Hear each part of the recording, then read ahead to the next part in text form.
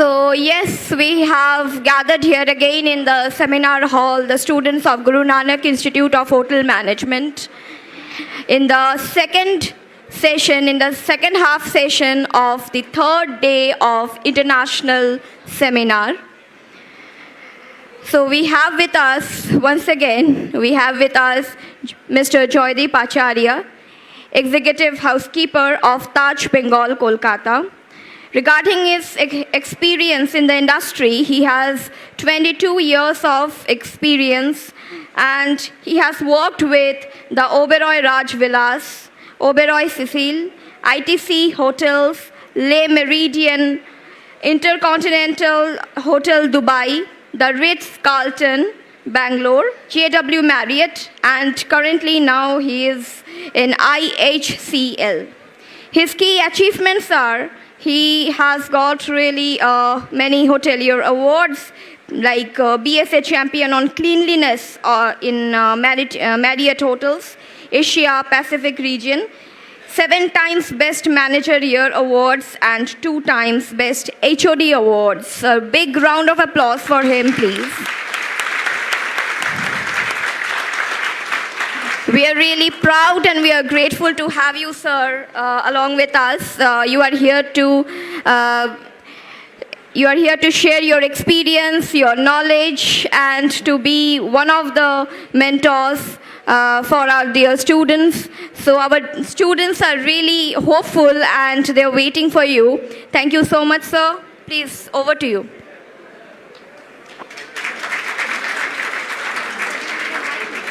I need a mic. No, not required. It's enough.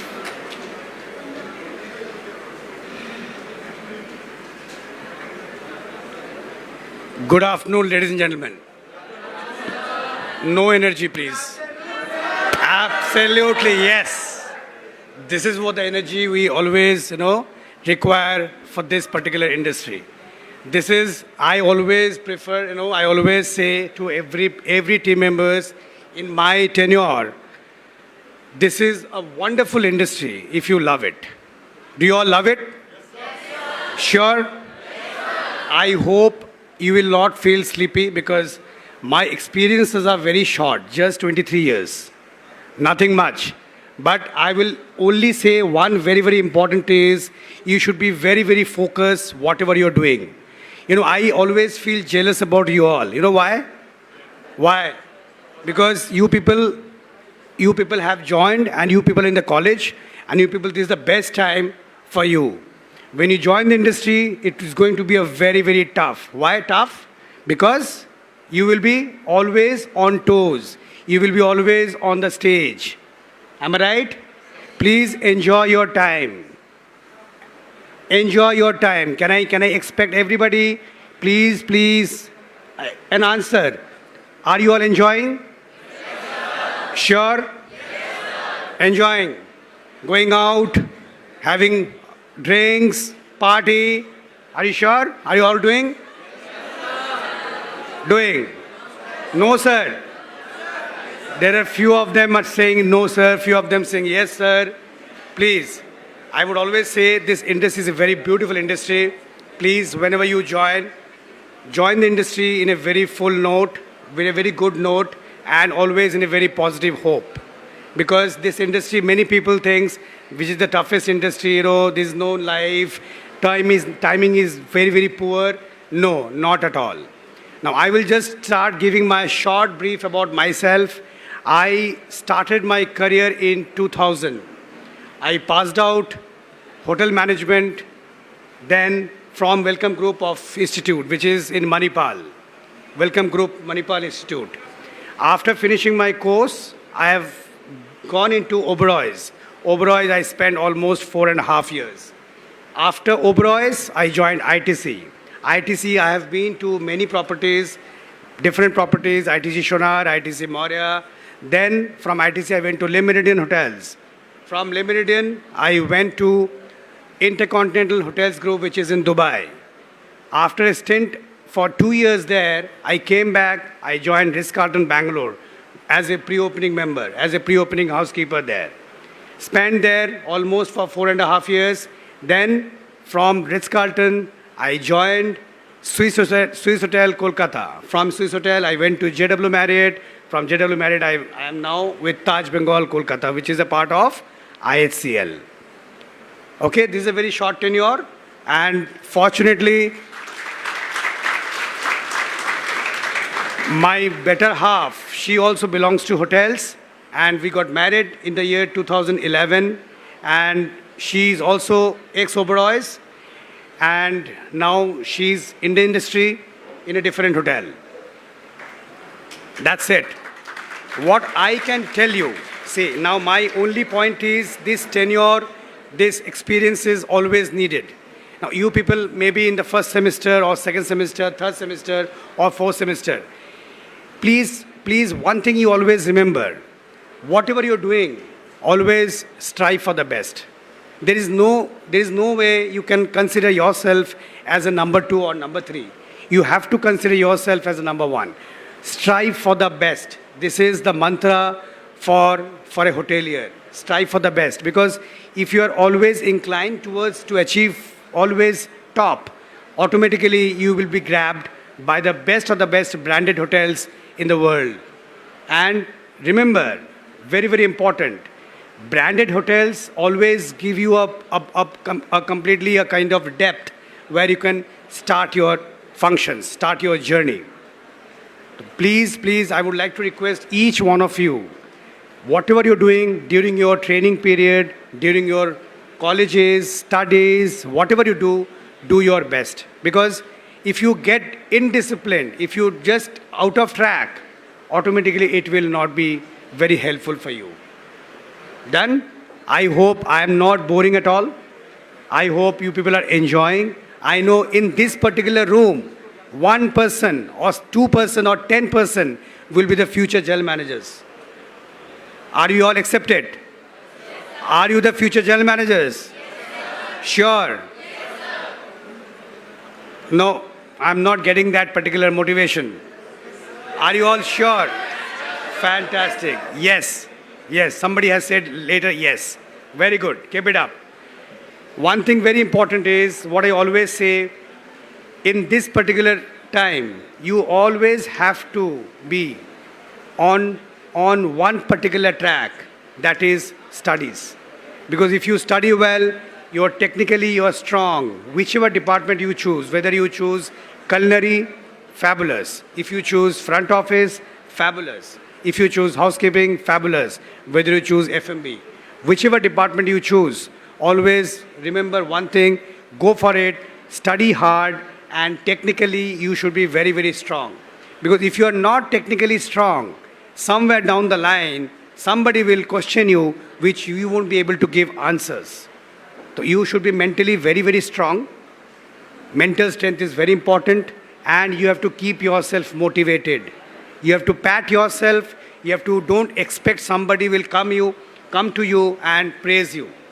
Those days are gone. You have to pat yourself, because whatever you're doing, always remember you should be confident enough, yes, I am doing my best. And that best will definitely come out as a best result. If the result will be good, automatically you will be grabbed by the best branded hotels in the country, in the world. Because you are in the right hotel management college, where entire management team, first of all, I would like to thank you that they have invited me, and thank you to principal, vice principal, and everybody, entire faculty team members, and the entire management team. Because you all are on the right track. Because during my JW Marriott days, I have seen many of your college students, they were doing the internship. And those interns were superstars. Because they have dedicated themselves so well, and they have been awarded. And this is what is required. Because your seniors, they have definitely been to that particular phase, and they have delivered their best. And from your end, from you are the people who actually given that particular platform to perform. Done? Are you all okay? Are you with me? Yes, sir. Are you sure? Yes, sir. How many people have done trainings in different hotels in Calcutta? Very good. Which all hotels? Can anybody explain? Fantastic. Taj Hotels, Oberoi Grand. Novotel. Very good. See, these are the branded hotels which is in Calcutta. They are actually the pioneer in their structure, in their system, in their process. So please ensure whatever you have been trained during your tenure, please enjoy and grab those. Because if you are doing well, you are the champion of your own areas. You are the champions because nobody else can take your efforts. It's a very hardship job. This industry is not easy. You have to put a lot of efforts when you get into the industry. It seems that when people get into the industry, people think that, lot of work, it's a 14 hours, 15-hour shift. But trust me, people are doing it. And they have been doing, that's why they're in certain level, certain stage. Because your faculty members, your principal, your vice principal, they have gone through those phases and now they're into the academic. And they are doing a fabulous job because they are doing a very noble job. Because they are training you, they are giving all the best of the best trainings to you so that you should fit in this industry. Done? Anything else? Anybody having any questions, please feel free to ask. I am there to ask. Anybody having any questions which is going through in your mind, you want to ask, how to start journey, anything?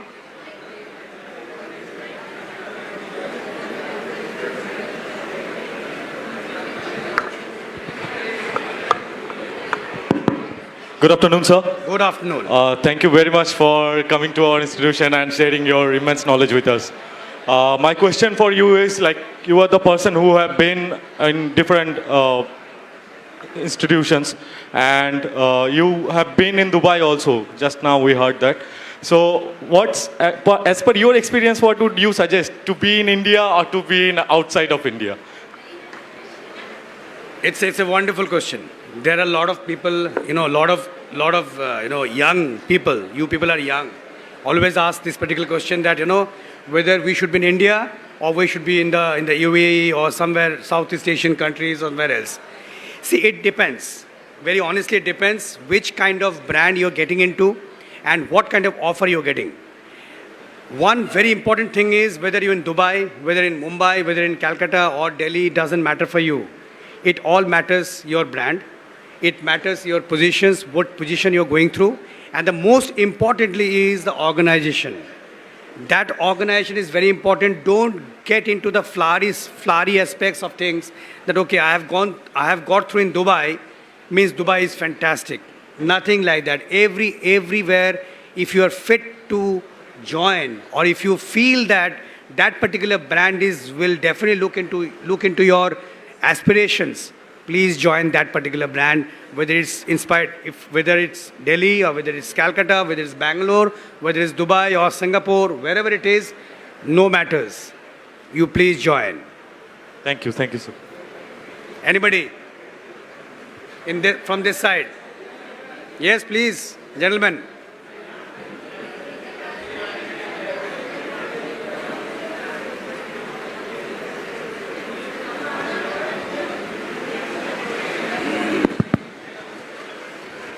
Good morning, sir. I am Nurain Khan. My question is, sir, did you always want to be a housekeeper or you choose this industry after joining the hotel? Oh, very good question. Please, thank you so much. It's a very good question. A big round of applause for him. Big round of applause. Yes. See, when I sat for OCLD, I was actually sat for food and beverage. Okay. Now, during there were almost 8 rounds in OCLD. On the 8th round, which is from Mr. Oberoi, and there are a few people were there in the panel. They told me, are you interested to join for housekeeping management? Are you ready? But I immediately got stunned. I applied for food and beverage. How come in housekeeping? Then I just told them, can I get 10 minutes time to think over it? Then I took 10 minutes, I came out from that particular conference room. I was thinking whether I'm going to take the right call or not. But yes, there were a lot of people were sitting outside. Total 340 people interviewed. Out of that, only 6 people got that opportunity for Oberoi's. And then I was talking to them. They were thinking, if you're joining OCLD, Oberoi's, please, whichever department you're getting, please join that. Then I have chosen housekeeping because that was being offered to me. So it is nothing like that, whether you join housekeeping, whether food and beverage. Yes, I started liking once I get into Oberoi's. That is what the entire my journey is all about. Thank you so much for your question. Thank you, sir. I got my answer. Anybody? Any questions? Then please. Hello. Sir, my question is very simple. What qualities should we have been having for joining Taj Bengal Kolkata? What qualities you should have? To join your hotel. Join my hotel, Yes. Taj Bengal. Very good. Please sit down. Again, a big round of applause for him. He has asked a very intelligent question. You know, what exactly required to join Taj Bengal? See, very honestly, Taj is the world's strongest brand. Always remember one thing, Taj is the world's strongest brand. And we believe in that when we select people, especially for Taj, we always see the current affairs. We always see how much intelligently he is managing the case studies, how much he is focused on. He should not be a kind of a dream person. Okay, I will get into Taj Bengal and I will do this. Within 5 years, I will do this thing, that thing. No, not required. That particular person, when we talk, when we understand, yes, he is very focused. He knows what is his entire journey is all about and how he wants to take it forward. That kind of person we always hire. And most importantly is, whichever department you join, your current affair has to be very, very strong. Because, see, always remember one thing, this industry is a very simple industry. Why it is simple? Because our entire dealing is only with a human. It's a human-to-human relations. It's a human-to-human relations. Many people of yours must have done the training in different hotels. Have you noticed one thing? We are in the service industry and we always deal with the human. It's a human-to-human. When you start anticipating the needs of the other human being and understanding their thoughts, you are through. You are the best person to manage those particular area and those particular things. So joining Taj Bengal, I always feel, it's a great opportunity. It's a great deal. But always remember one thing, you should be well prepared. Whichever department you're choosing, whether you're choosing F&B, whether you're choosing culinary, whether you're choosing housekeeping, front office, whichever department, it's up to you. But you should study really hard, really well, and always prepare for the best of the best case studies, because we will give you certain situations, how you deal those situations. That is very important, because technically, when you get into that, maybe we can brush up, we can tune yourself, or we can push you to get tuned. But you should be very, very intelligent enough to understand how you take it forward. Thank you so much for your beautiful questions. Gentlemen, I always love backbenchers, because I was a backbencher. I love backbenchers. Good afternoon, sir. Very good afternoon, gentlemen. Hello. Good afternoon, sir. Good afternoon. Sir, I am Vishal. I would like to request you if you just come in front and use your mic.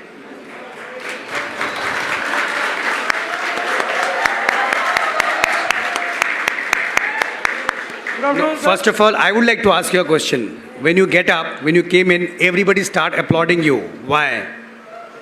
No idea, sir. No idea. Please ask somebody who was applauding you. Please ask. And my friend, sir. Oh, your friends. Very good. Please, over to you. I am Vishal Singh and I am from BHM City. So my question to you is that before joining the industry, your thought of the industry, and after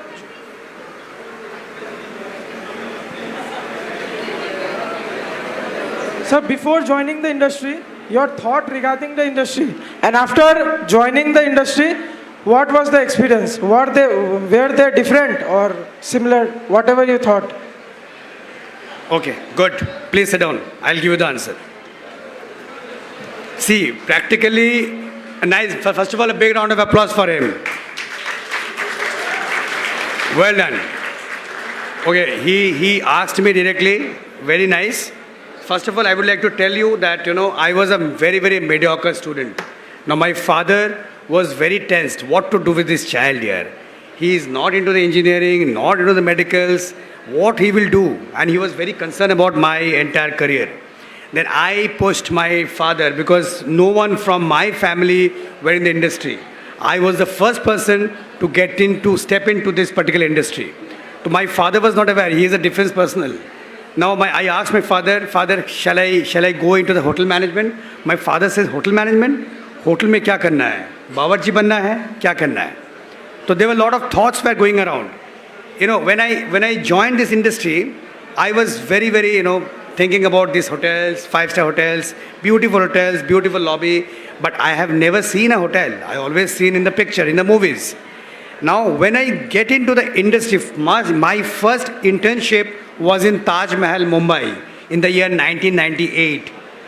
That time when I get into that hotel for 6 months, because those days the training phase was 6 months. When I did my trainings for 6 months, then only I got to know what is this industry is all about. And then I realized, yes, my initial thoughts were different. When I came into the realistically, it's a different thought.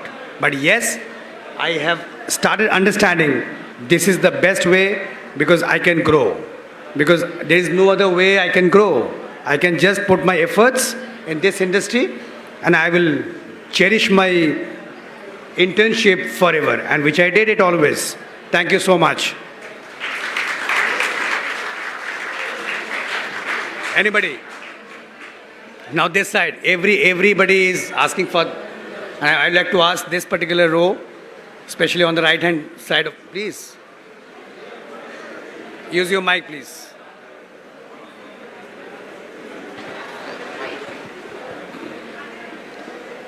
Good afternoon, sir.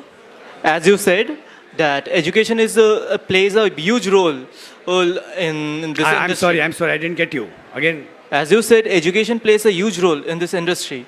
So, does report card matters in case of our selection?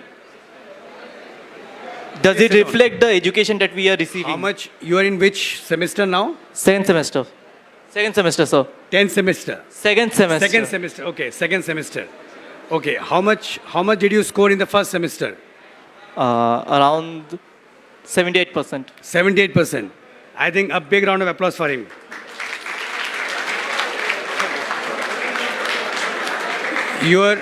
I would like to tell you one very, very important thing is, see, when I started talking to you all, I said one very important thing is studies. You should be technically very strong and you should study really hard because this is the best time of yours to grab the knowledge. Because once you get into the operations, that is a different experience altogether. Yes, marks definitely matters a lot because your marks are more than 70% or 80% or 90%. Yes, you have something. You have really studied well. And that's why your score was in the first semester 78%. So please, yes, marks are very, very important. Thank you so much. Anybody?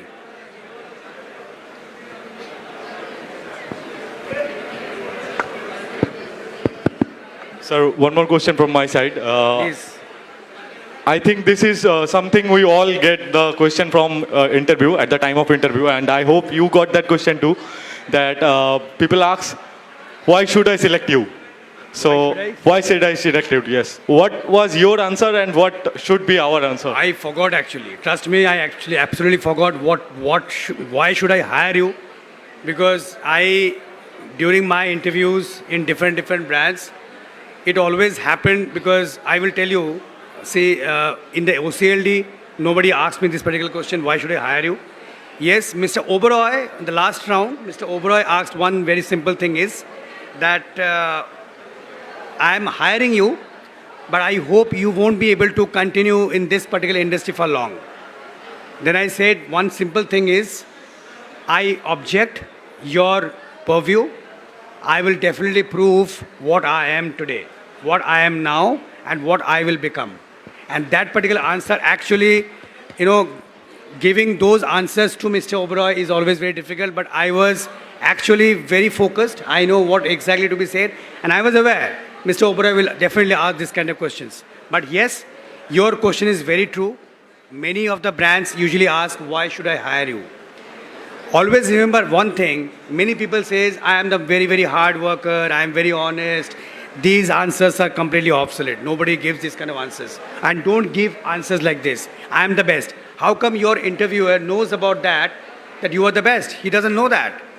Then you should always say, I am confident enough to understand this particular role. Accordingly, I can execute my roles and responsibilities. That's why I always feel I am fit for this particular role. How you say that matters a lot. It is, don't give answers like, I am very hard worker, I am the sincerest man in the industry or in the department. No. You always say, I fit for this particular roles and responsibilities, and I'm sure I can give my best, and I will do my best. And that is what is always required. Thank you, sir. Thank you.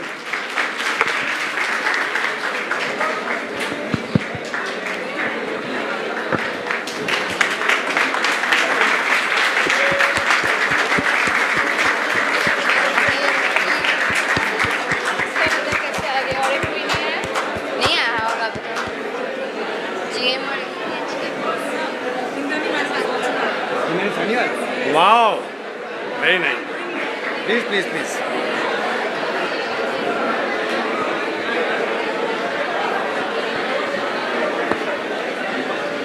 Thank you so much. I think anybody having any other questions? I think I have covered. Anybody having any other question, please? Thank you so much and have a wonderful, wonderful journey. Always remember one thing, stay focused, and whatever you're doing, you should love it. Thank you so much.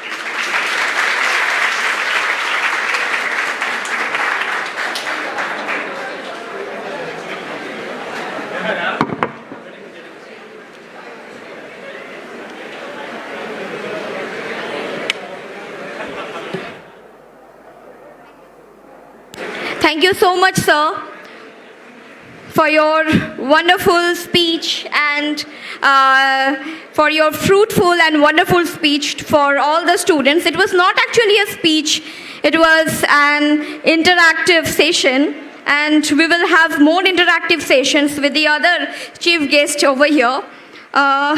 First, let me start with Mr. Arjun Kagalu. A round of applause for him, please.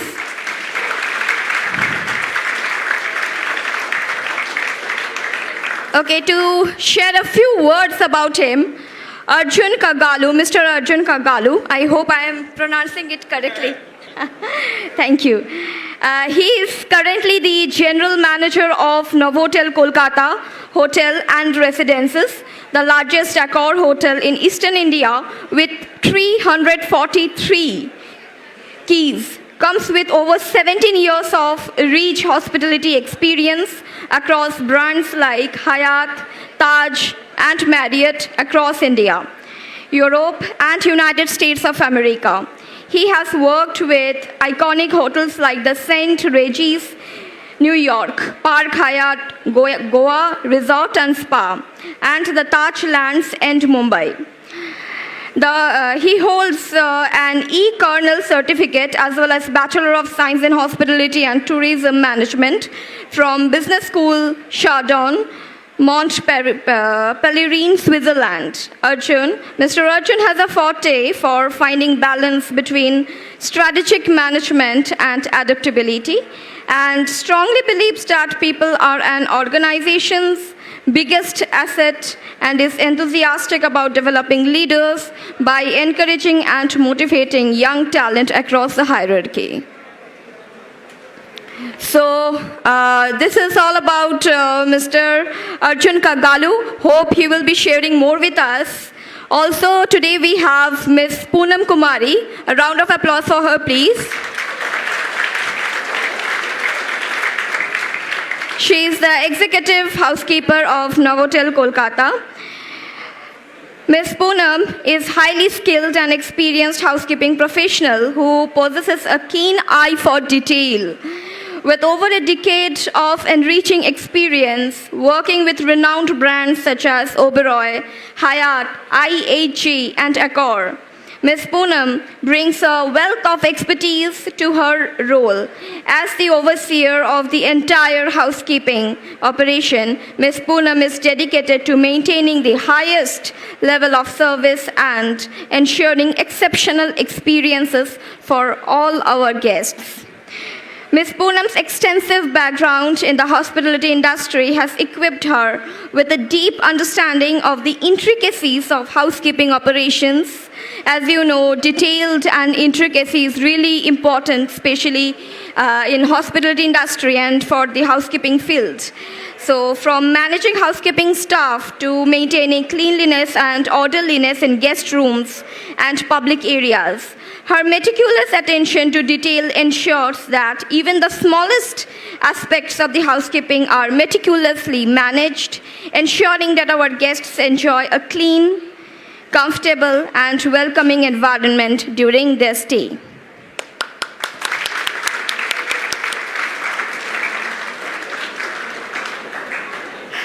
So, yes, I would like to call upon stage, he's already on the stage. So, Mr. Arjun Kagalu, kindly, the mic is here. So, please share your experience with our dear students. They are eagerly waiting for you. Thank you. Over to you. Thank you. Hi, good afternoon. Quite hot afternoon indeed, right? Pretty hot. What's good about this afternoon, if I may ask? Sorry? I'm here. This is a very common answer. Something else. What else is good about this afternoon? What was good about this morning? You're getting answers to your questions. Nice. Okay, let me keep it this way, right? I'm not going to be doing the monologue. I'm not the one who's going to continuously start talking and then you just listen. Let's keep it more interactive. I'll keep asking questions, or I'm happy to take questions in between. Feel free to ask questions. That's very, very important, right? Firstly, very, very happy to see students, as in it takes us back in the timeline, enjoying the student life. How many of you really want to get out of the college and get back to working, grow up in the careers and stuff like that? Our student life is good, enjoying, having fun. What's good? Anybody in here very eager to go up to the corporates, climb up the ladder, become a GM, become a VP, become a CEO, CFOs, or enjoying the student life? Enjoying the student life? No? You want to grow up the corporate ladder?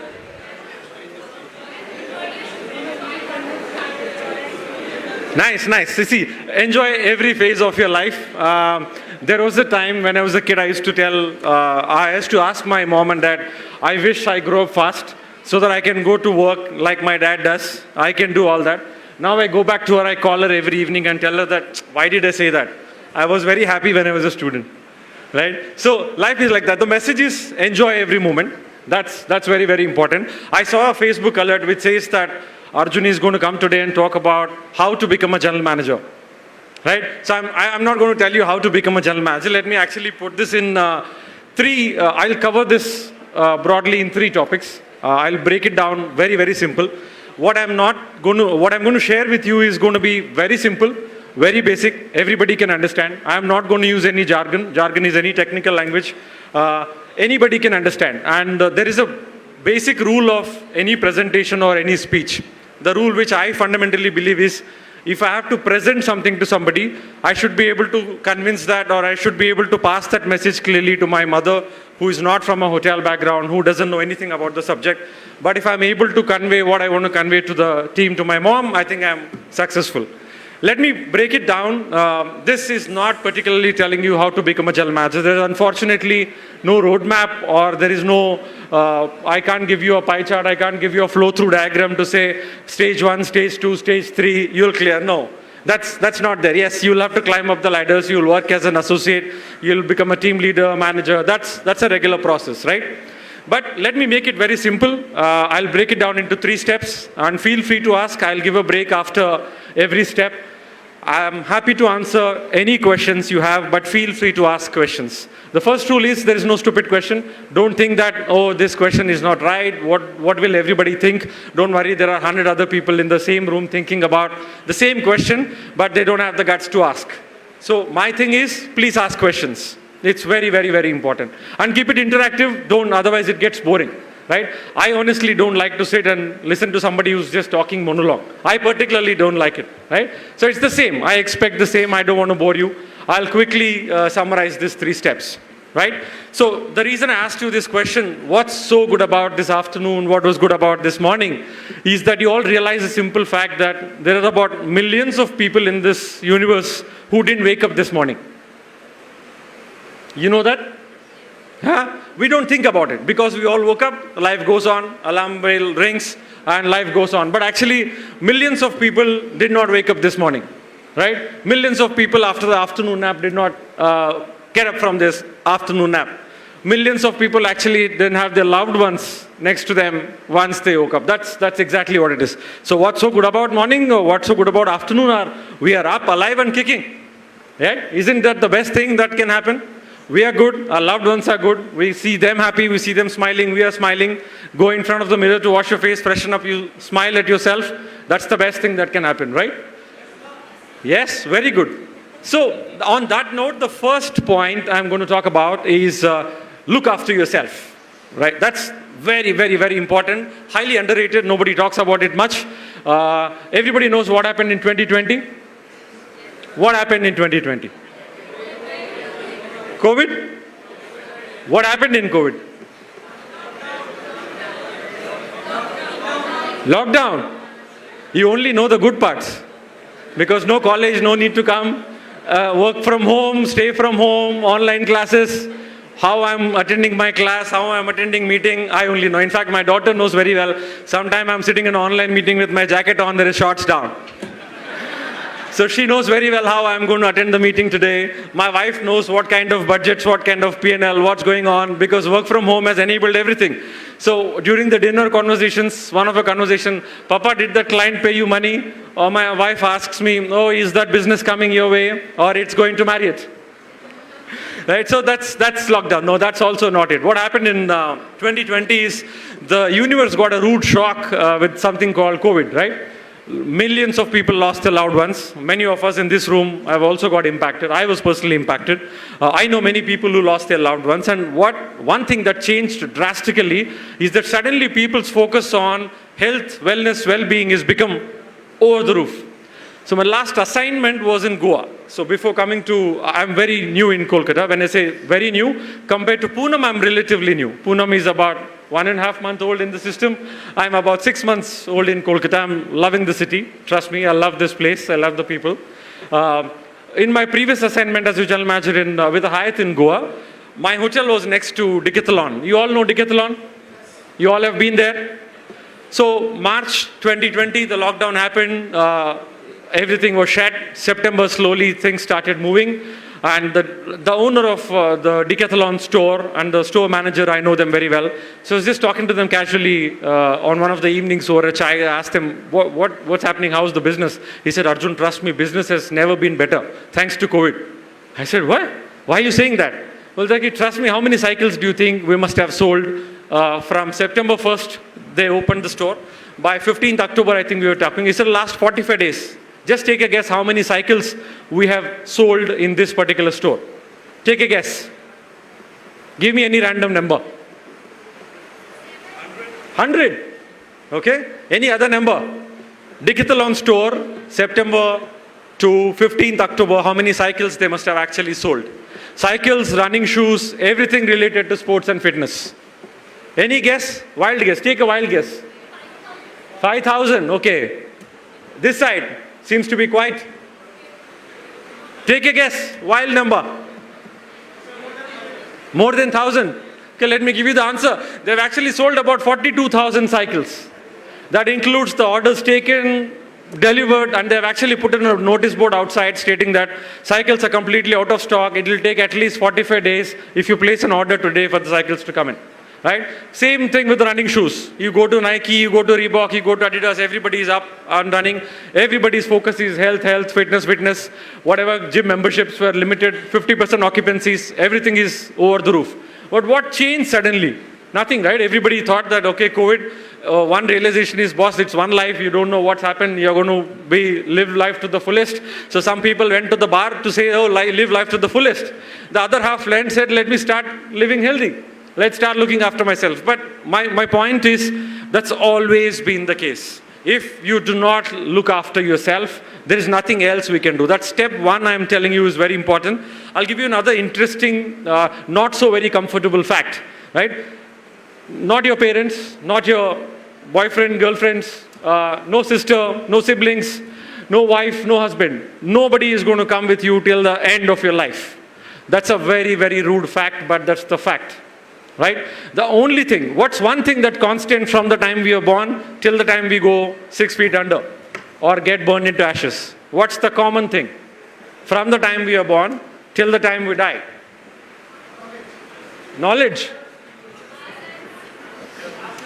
Ourselves, very good. More precisely. You said health. Before that? Body. Exactly. Right? This body, your body, respective bodies, that's the only thing that's constant from the time you are born till the time you go down 6 feet under or get burned into ashes. Right or wrong? No parents, mom, dad, brother, sister, girlfriend, boyfriend, husband, wife, son, daughter, nobody. Nobody is going to be with you till the end of the time. So what is the least we can do is to look after ourselves. The body which we are living in, you got to give that body some respect it deserves. You got to start looking after the body very well. It's extremely important. People do not talk about it. Everybody talks about goals. Everybody talks about bank balances. Everybody talks about positions. But everybody forgets the fundamental fact that if you don't have a good health, if you don't have wellness and well-being as part of what you do, you can't sustain anything that you do in the long run. Right? In this, again, there are two aspects of it. One is physical well-being. The other one is mental well-being or emotional well-being. You know the difference? Why are we talking particularly physical well-being? Why are we talking about mental well-being? This also came again after 2020. This became pretty popular. Everybody starts talking about wellness well-being. Do you see these days corporates also talk only about wellness well-being? This is part of the infrastructure. You keep reading about Google having a campus with best gymnasiums, lot of indoor sports, people have sleeping pods. You see all about that, right? The reason is, start looking after yourself. It's very, very, very important and highly underrated. And I keep coming across with many people and I keep talking to them and saying, what do you do for yourself? Now let me add that element of interview in the same topic what I'm talking about. In many of the companies these days, if you sit for interviews, how many of you attended mock interviews or real interviews here in this room? Anybody? 1, 2. I'm assuming most of you will soon be sitting for the interviews. Right? So one of the constant question is also that, what are you passionate about? What do you like doing? Right? And please start talking about what you like doing is about, tell them what are you really passionate about, how much time and energy you invest in actually looking after this body. That's extremely important, right? Please start spending some time on it, and you're all very young, energetic. Don't have this as an excuse to say that I am so busy, hence I cannot look after myself. I think that's an excuse. If you're giving that excuse, it's like telling me that I know something is good for my body, but I don't do it because I don't have time. Why I don't have time? Because I'm working. Oh, why are you working? If you are unable to look after your own health and your well-being. That's extremely, extremely important. So please start focusing that time. On that note, I have you heard of Hrithik Roshan? Yeah? But have you heard of Chris Gethin? Yes? I heard yes. You know who is Chris Gethin?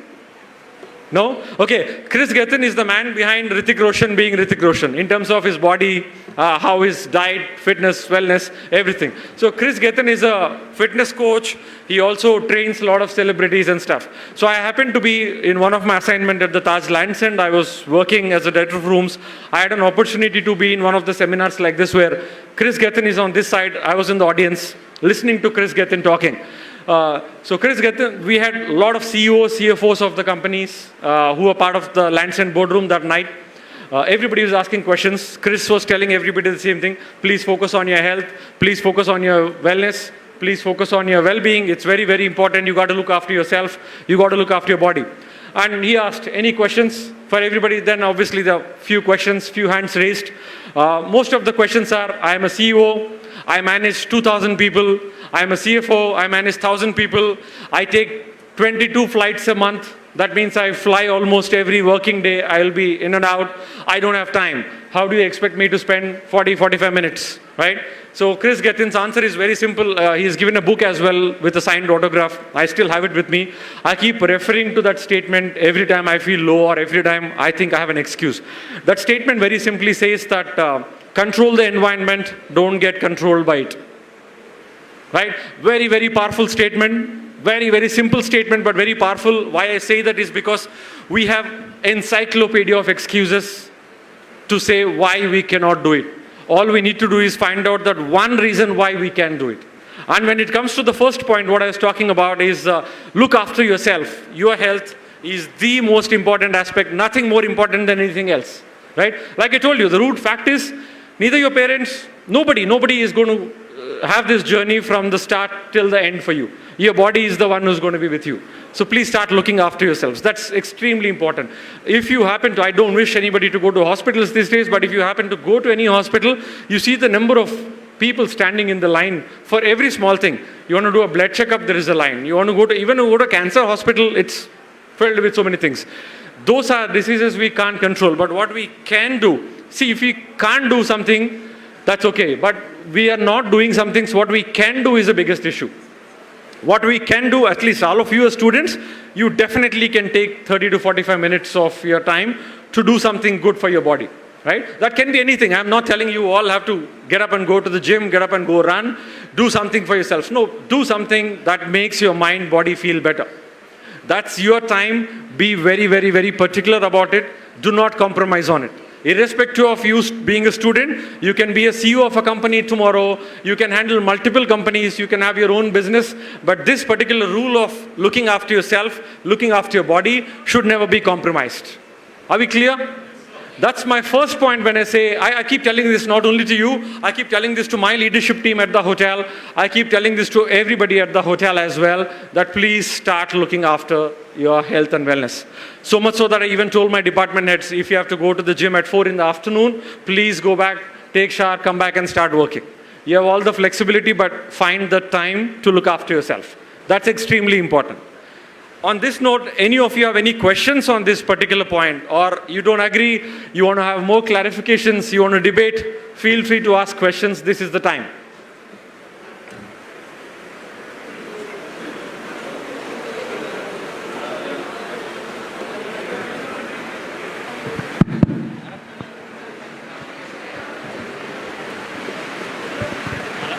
Good afternoon, sir. Myself, Devanjan Goswami. Sir, I want to ask question, what are the duties and responsibilities of a GM after he or she became? After? He or she became a GM. After I become a GM, what's the job of a GM? Yes, yes. Okay. Sir.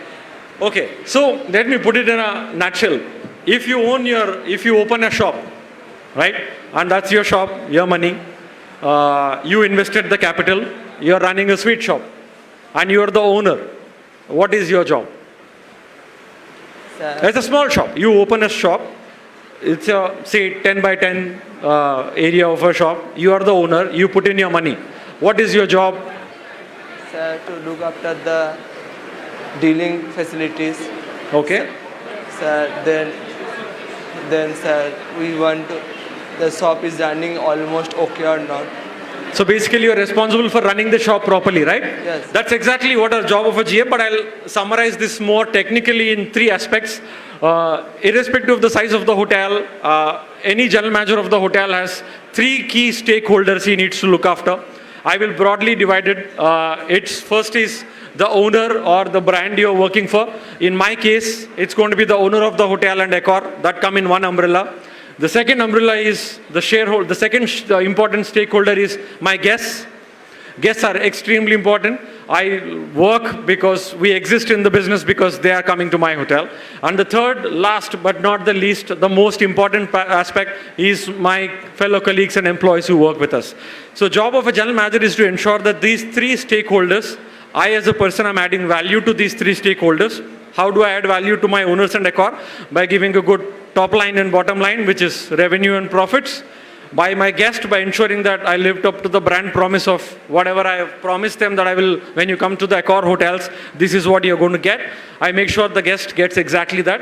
And most importantly, I look after my associates and colleagues who work so that they ensure that they help look after the first two stakeholders. So job is very simple. I am responsible for everything. It's like my house. I run the house like I'm a head of a family. And we run it also like we are a family. All of us who work with us are part of a family members.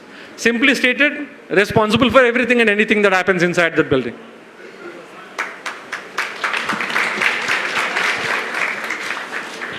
There's another question. Yeah. Hi, sir. Hi. Hi. Sir, my question is, when you started your career as a hotelier, which department you opt for the first time in your journey? Front office. Thank you. I expected more questions on health and well-being. You are all coming on me. That's at the later stage. I'm here for some time. Yes. Sir, hi, I'm Anushka. Hi, Anushka. Thank you, sir. Good afternoon, sir. I want to ask that we all know the phrase that hard work doesn't have any substitute. So, how that was applicable in your journey? Hard work. Okay. Nice. So, actually, those statements are universal facts. There is nothing that hard work. There is absolutely no substitute. Sorry, there's another question at the last. So, Anushka, to answer your question, there is no substitute for hard work. How it attributed I like many professionals sitting in this room, I also had to work hard. While whichever role I'm working on, I had to work my way through up there. So, continue doing what you do in the role you are supposed to do. Good afternoon, sir. I'm Nuran from HM City, first year. My question is, sir, we are being taught that we don't keep beard, or you are having beard on your face. So, what's the question? Why am I keeping or why you're not keeping? Why are you keeping beard, sir? That is my question. Okay, so why am I keeping? Because I'm allowed to keep. Second, more importantly,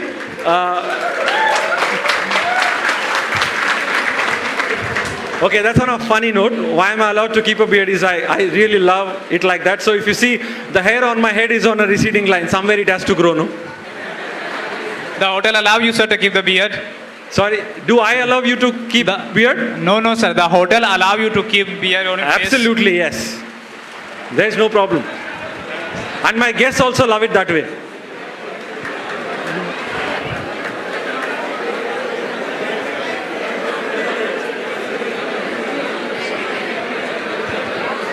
We'll come this side as well. Yes. Sir, so why we the students are not allowed? Sorry? Why we the students are not allowed? I think this question should be directed to the principal. But any which ways, let me answer that question. See, I think you're all creating a controversy with me on the center stage. So you put a gun on my shoulder and shoot. That's okay. I take enough bullets every day. Right. So let me answer the question. Why are chefs not allowed to wear destination right now, which is me sitting at here with my beard on? But go back to my LinkedIn, Facebook, Instagram, see my post when I was a student. I was also not allowed to keep a beard. Right? I'm not keeping a beard because I want to be a rebel. I want to tell them that this is not what it is. At that stage of my career, discipline was important. Every morning for me to get up and shave. I did that for almost 10 years of my professional career. My assignment at the director of rooms at the Taj Lansing was also, I used to shave every single day. As a student, it teaches a lot of decorum, right? Every morning you get up, that's part of your routine. You will get to this stage of life as well, where you get to sport this as well.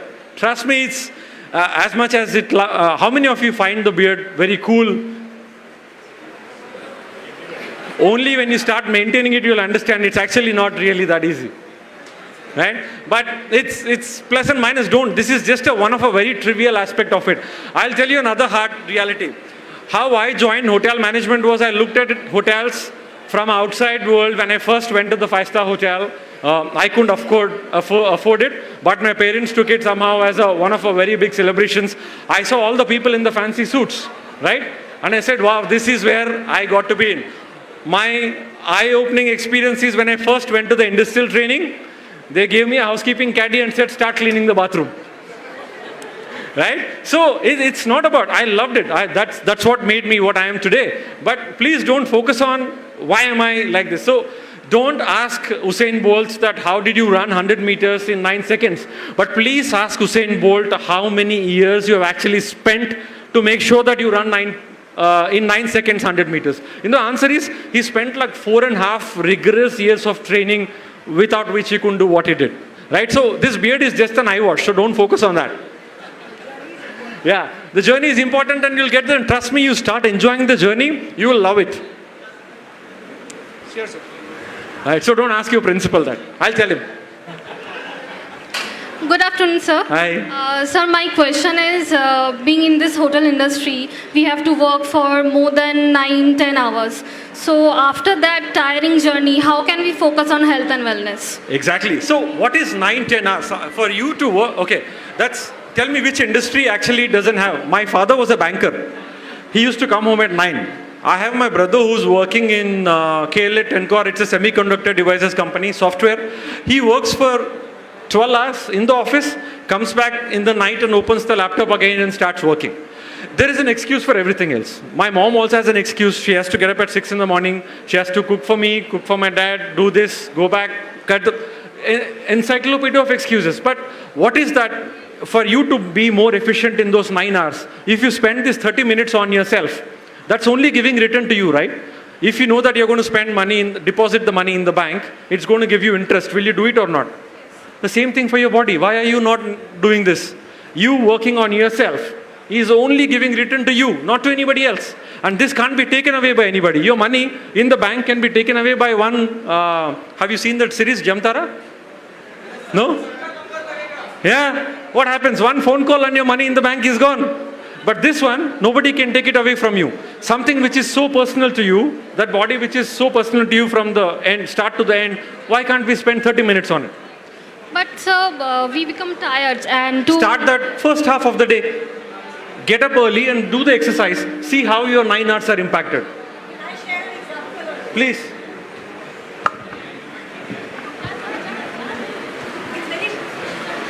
I just feel that it's very pertinent to me because you've asked a very valid question. Okay, I'm also a hotelier, a veteran hotelier. Currently, whichever my profile is, I also work for 10 hours. Now, let me tell you what motivated me. I am doing a 40-minute morning walk on a daily basis. I am dog tired at the end of the day, but why? What motivated me? And I would have shared this probably a little later because a month back, I was detected with high sugar. I was detected with high sugar. Okay? And I have a ligament tear. So one is last year, I still have a ligament tear. So that is a classic case that I need to, if I want to avoid a surgery, I need to do very basic exercises. So, and I have continued my life with work pressure, stress, everything put together. And then I get detected with high sugar. That is what really alarmed me. You all know today you have parents probably my age or even younger, but all are bordering with some health issues. I think that's the average. Everybody has some health issues. So sugar is one of the worst, does nothing to you today, but it kills your 5 sense organs gradually. So the same me who could not get up every day, I put 5 snoozes and then woke up, it triggered. And that same me is now getting up at 5:15 and I go out for my morning walk, 6 o'clock, and then I'm back to my routine. So I think it's a mindset. You've got to do this mindset shift. You work in shifts, it's a mindset shift. If you know 30 minutes I have to dedicate just to a morning walk, forget anything. Like he said, health is really, really important. If that's not there, nothing happens. So even if you're tired, actually your body can't get more tired. It'll only get better if you walk. Thank you, ma'am. Thank you so much. Thank you.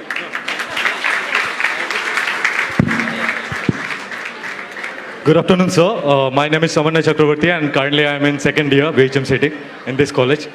First of all, I would like to thank you so much for being present here today and sharing your immense knowledge with us. You are a really, really inspiring personality for all of us. And I would like to ask you, sir, how do you keep yourself so much active? Like, we all have bad days, we all have good days, ups and downs is part of life. So how do you keep yourself so much active, not only as a general manager, but as a man, as a human? Yeah. Okay, so answer is in two phases. One is on a physical aspect, one is an emotional aspect. Physical aspect, I love running. Like ma'am loves walking in the morning, I love running. I don't also find time, so what I do is I finish my work, I run back home. So instead of going in the car, I run back home. That's what it is. And my family keeps me emotionally, mentally stable. Right? So these two aspects balances very well. Physical and emotional. Thank you, sir. Hello, sir. Sir, my name is Arshdeep Singh. I am from BSc 4th Sem. Sir, I want to ask about physical health is important, but what's your opinion on mental health? Means by psychology, by dealing with work pressure every day? See, it's very, very important. Physical and mental aspects are, it's a fine, you have got to strike a fine balance, right? So when I say mental well-being, it's also for me connected to the physical well-being. You got to look after yourself, you feel very good physically, emotionally you automatically feel good. Try, like it's a personal example, I don't know how many of you like going to gym, going to one.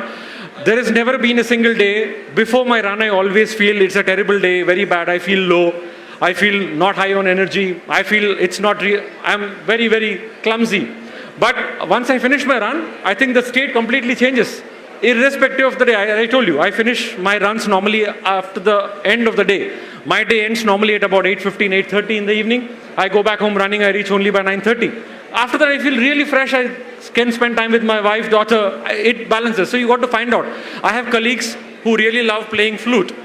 That balances their, that suits their mental sanity well. Whatever works for you. I don't know what works for you. You got to find out what works for you and start doing it. Thank you, sir.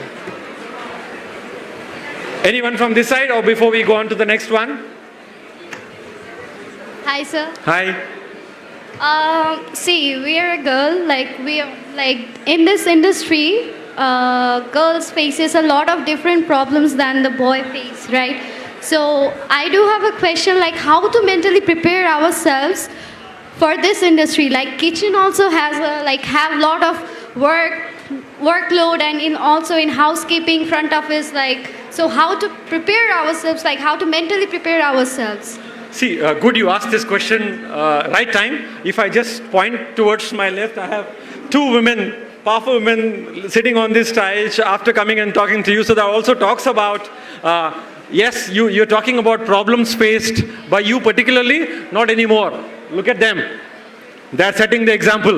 I have leaders who are, Poonam is part of my leadership committee at the hotel. She heads one of the largest hotels as a housekeeper, right? We have an ex-Corps veteran, ma'am is here, she's going to come and talk to you about it. There are challenges not only for women, challenges for men also, right? Challenges are everywhere. But companies are adapting so well to the situations. Gender diversity, equality is become one of not only a buzzword, but we live by that. In fact, my goal personally as a general manager this year is to have at least 40% of women leaders as part of my team. Right? That's actually a goal given in my side. And Poonam is one of my first leadership hires this year. Thanks, Poonam, for adding to my goal sheet. And thank you. So I'm very, very proud to see a question coming like that. But don't worry. You have a smooth sailing ahead. We have already done, people like them sitting on the stage have already done the work for you. And you just come and enjoy the industry. Okay, Yeah? sir. Thank you, sir. Thank you.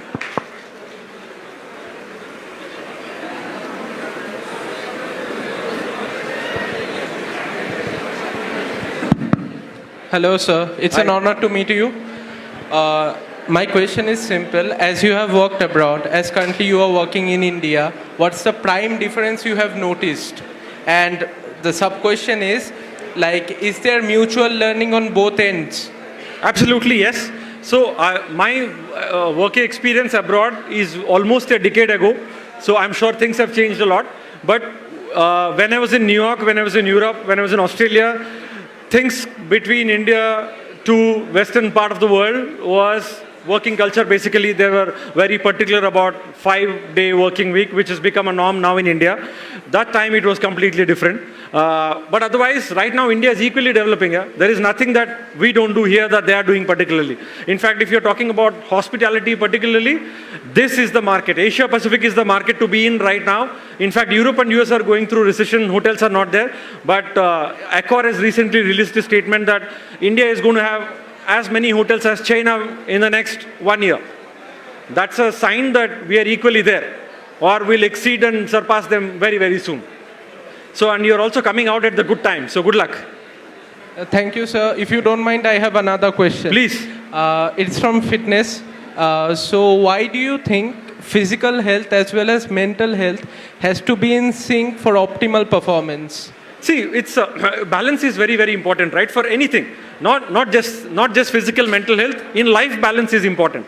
Anybody tells you that this something is good, tell me one good thing. Doctors say that, okay, you take vitamin D is good because people don't get sunlight. Keep taking vitamin D every single day. You'll be loaded with extra vitamin D, right? You got to be in a fine balance. In anything, not just physical, mental. Just because I said focus on fitness, that's the only important thing. I will not go to gym and skip my work and say, listen, Arjun told me go focus on my physical well-being. Oh no, Arjun told me focus on mental well-being. Today I'll sit at home and watch Netflix because this is what gives me high. No, right? So balance is equally important in everything you do. Whatever, relationships, love, hate, everything has to be in fine balance. That's the answer. Thank you so much, Thank sir. you. Thank you. Right? So I go on to so first one, you're clear. I think this topic has to be non-debatable. Keep this as part of your guiding mantra throughout. Like I told you, a student to a CEO to CFO to becoming your own entrepreneur, opening an own company on yourself, but your own health is the most important factor. No compromise on it for anyone, please. Right? Please continue doing that. And second, and the most important thing is that once we are looking after yourself, physical body is good, everything is well. But these days what's happening is the focus is more on the question I just told you about Usain Bolt. He ran 100 meters in 9.2 seconds and focus is only about, wow, how did Usain Bolt do that? And Instagram frenzy, Twitter followers, lot of questions on everything else, but nobody focuses on what Usain Bolt was doing last 4 years.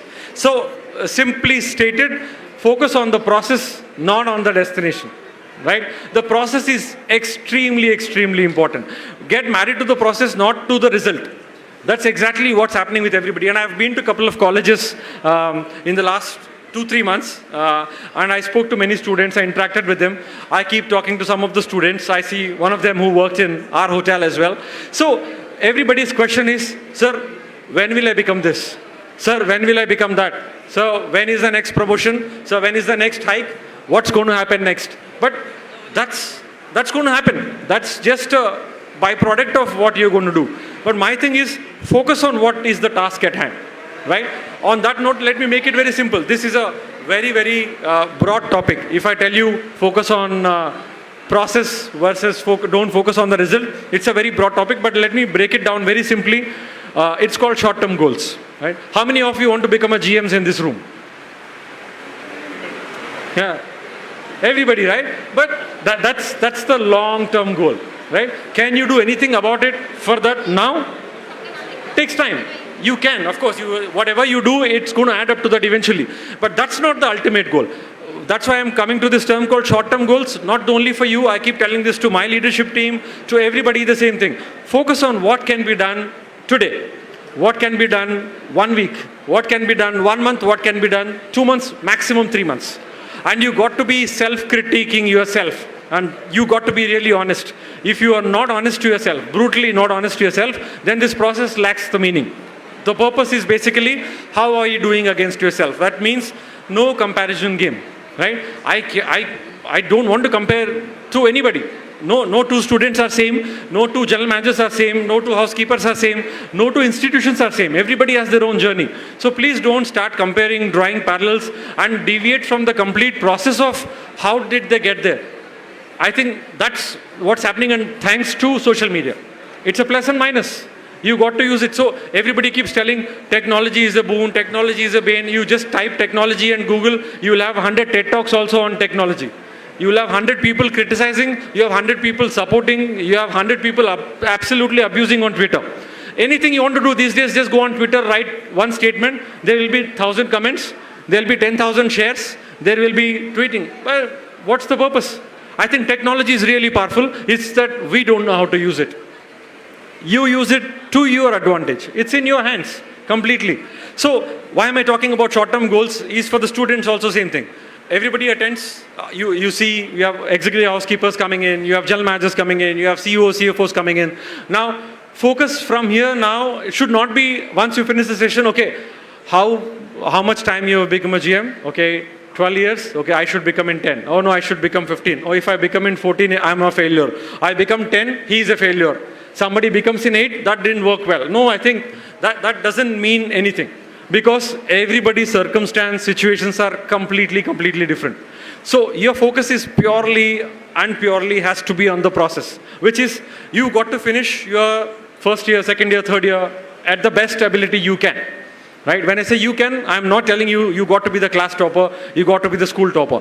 What is your ability to do this? If there's an exercise given, if there's a project given by your principal or your teacher, whoever, how best I can put myself and complete this project. That's the only thing that matters. It doesn't matter you got to be the best in the class. That's not there. You cannot be. You cannot be the best in everything you do. But you can be best at what you do. The simple answer is this the best I can do today? Yes, very good. What can I do better? Improve. If I did not do well, start taking the learnings from it, start putting on it, and grow on further. That's exactly how you go step by step. That's how short-term goals will help you, and it also gives you a reality check. Reality check, I am not going to say that today I'm going to become a CEO of Accor Hotels tomorrow or next 1 year. That's not going to happen. I am not going to work towards it as well. My goal is completely different, so I'll have my short-term goals done accordingly. Simply put, let me give you a short-term goal for a third-term semester student, right? So your third term, you are going to give your final exam. Your short-term goal has to be, how am I going to handle the academics very well? The next 6 months, I'm going to deal with my final exams. That's going to give me a degree, diploma, whatever you are enrolled for. How am I going to do it to the best of my abilities? After that, I'm going to get the campus interviews. I'm going to sort it out. How am I going to prepare myself to do the best I can in the campus interview that's going to come my way? I'm going to do 1, 2, 3 campus interviews. How did I do one? What I learned from it, what didn't go well, I start working on what didn't go well. Maybe I couldn't form sentences properly, maybe I couldn't express myself properly. So I'll start working on that. That's my short-term goal. There, my short-term goal is not to be, will I be taken as in JW, will I be taken in Accor, will I be taken in, I don't know, that's later. First, how am I tackling the interview? Once you get through the interview, already prepared, you know which one you're going to be there. How am I going to start gaining the most out of the job I am in? First 6 months, first 3 months, first 1 month. That's my induction period. How am I going to learn everything? How am I going to start building on step by step? If you start doing this religiously for everything you do, that can be going back to your step 1 fitness. Like you rightly said, I don't have 30 minutes every day, I get very tired. Tomorrow I'm going to start it with 15 minutes a day a walk. 15 minutes tomorrow. Let me see. I started 15 minutes. Sorry, what's your name? Sureksha. Sunetra. So Sunetra says, tomorrow Sunetra is going to keep an alarm at 5 a.m. and she's going to walk from 5:15 to 5:30. Day after tomorrow, Sunetra is going to check, did she do 5:15 to 5:30? Yes, no. Yes, very good. How did you feel? Good. Maybe you will make it. Continue 15 minutes for the next 1 week. After that, change it to 30. You could not wake up, go back immediately, introspect why you did not. Because you spent too much time on Netflix the night before, you didn't have a good sleep, your alarm didn't ring, whatever is the reason, whatever is the obstacle, remove the obstacle, start that process again. You will feel really accomplished when you know that your short-term goal actually worked for you and you go on to the next step. You also self-motivated. You don't need somebody to come and tell you that your 15 minutes worked well for you, because that's your goal, kept by you, for you. And it is tracked by you, rated by you. There is no second person here. This is your process versus the result. But the focus right now is we get deviated. What is the attention span of a human being? Any idea? I'm sure you must have read it on internet these days. 25 seconds. Okay, anybody else? What is the attention span of a human being? Any guesses? Any guess? 1 minute, 2 minutes, 25 seconds. Any guesses from this side? What is your attention span? 30 minutes. Wow, you'll be a rock star. If your attention span is 30 minutes, you're a rock star. It's 8 seconds precisely. Yeah, 8 seconds. If you want to test yourself, go on to any Instagram video, keep scrolling. See any video that actually holds on to your attention more than that. No. You go to any place these days, everybody's on the phone and everybody's only scrolling up, down, up, down. Only selected pictures you actually stop and zoom. Right? That's exactly where we are lacking. So this process versus what you do really helps. So please start focusing on that. Any questions on the second part? Yes. Good evening, sir. How Hi. are you? First and foremost, how are you? Very well. Thank you. My question is like, everybody is talking about the health, like you are saying. So there's two types of physical health and a mental health. So in today's era, we all have to work 15 to 16 hours a day. Like you have to work, even me all of us, we have to work. So it also hinders our mental health. So as a general manager, how will you how will you make a solution for this thing to overcome the mental health? So one of the first aspects is gone are those days where you come across hotels where people work for 15, 16 hours. That's actually passé. That happened during our industrial training times where we were there and we used to work. That used to be a phrase that if you get into the hotels, you got to work for really that long. There were stays that hotels only get 1 offs or 2 offs in a month. That's not the case anymore. If you see companies like Hyatt has already gone up to 8 offs in a month, which is 5-day working week, no different than a corporate. Accor is already doing 6. We have some of the Accor hotels who are already doing 8. We used to have a thing called break shifts where associate comes in the morning, takes a break, goes back, comes back, again work, then go back. All these things are slowly changing. So we don't also believe, like I said, we are equally giving importance to your wellness and well-being. We are telling people that please spend time on yourself. I'm telling you as a general manager that this is what it is. If you come to the hotel and see, we do the same. I preach the same thing to our team members as well. If there is a day where we stay back because it's extremely busy, that's how it is. There are days where we go 3-4 hours early as well. That's how we balance. So my second question, as per you, what do you think, what is the difference between an Indian hotel, Indian 5-star hotel, and a foreign, like 5-star hotel in UK, the working hours?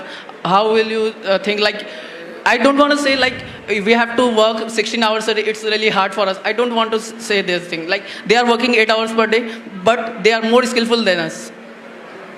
Even China. They are more skillful than us. Yes. No, I doubt. So, they are looking at us for employment.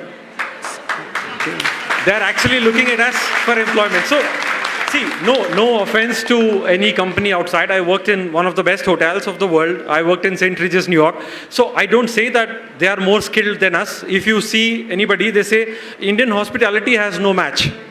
Right? So I give you an example. I work at the St. Regis, which is a 5-star, 5-diamond hotel. You get the, we pay top dollars. If you go to the online price right now, I was talking about way back in 2008, you pay top dollars. But when you come and stay in India, any of this normal hotel also gives you that kind of service. So skill comparing with the Western countries to say that we don't have that is not correct. We are actually faring far better right now. Thank you, sir. Any questions on this one? Yes.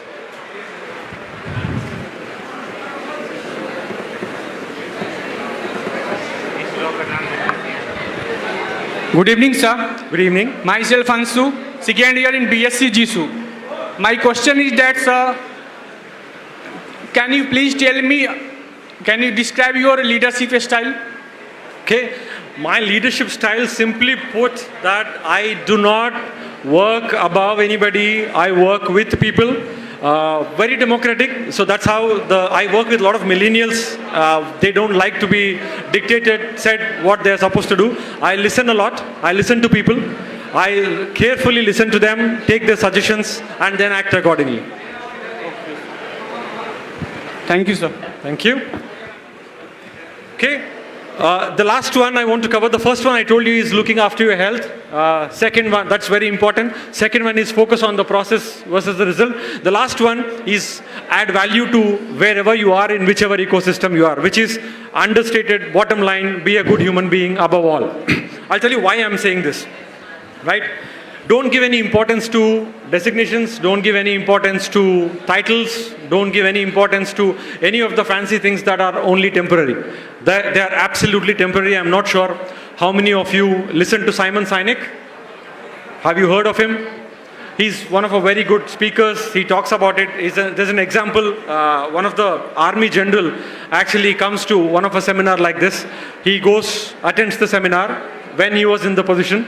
And he was escorted, he was flown in a private jet, he was picked up in a Mercedes, he comes to the hotel, checks in a Four Seasons or a St. Regis, one of the luxury hotels, comes and attends the meeting, he gets a ceramic cup, coffee, everything is well taken care. He finishes, he retires, he comes back for the same meeting, he takes his own taxi, he books his own flight, he comes on his and he asks for a coffee and somebody says, that's the vending machine, go take the coffee, cup is there. Right? And he says that whatever happened in the first instance was because of my designation and a title, which is temporary. Right? So I keep telling this to my team as well. You're not supposed to respect somebody who's there because their designation is the general manager, their designation is an executive housekeeper, their designation is CEO, CFO. No.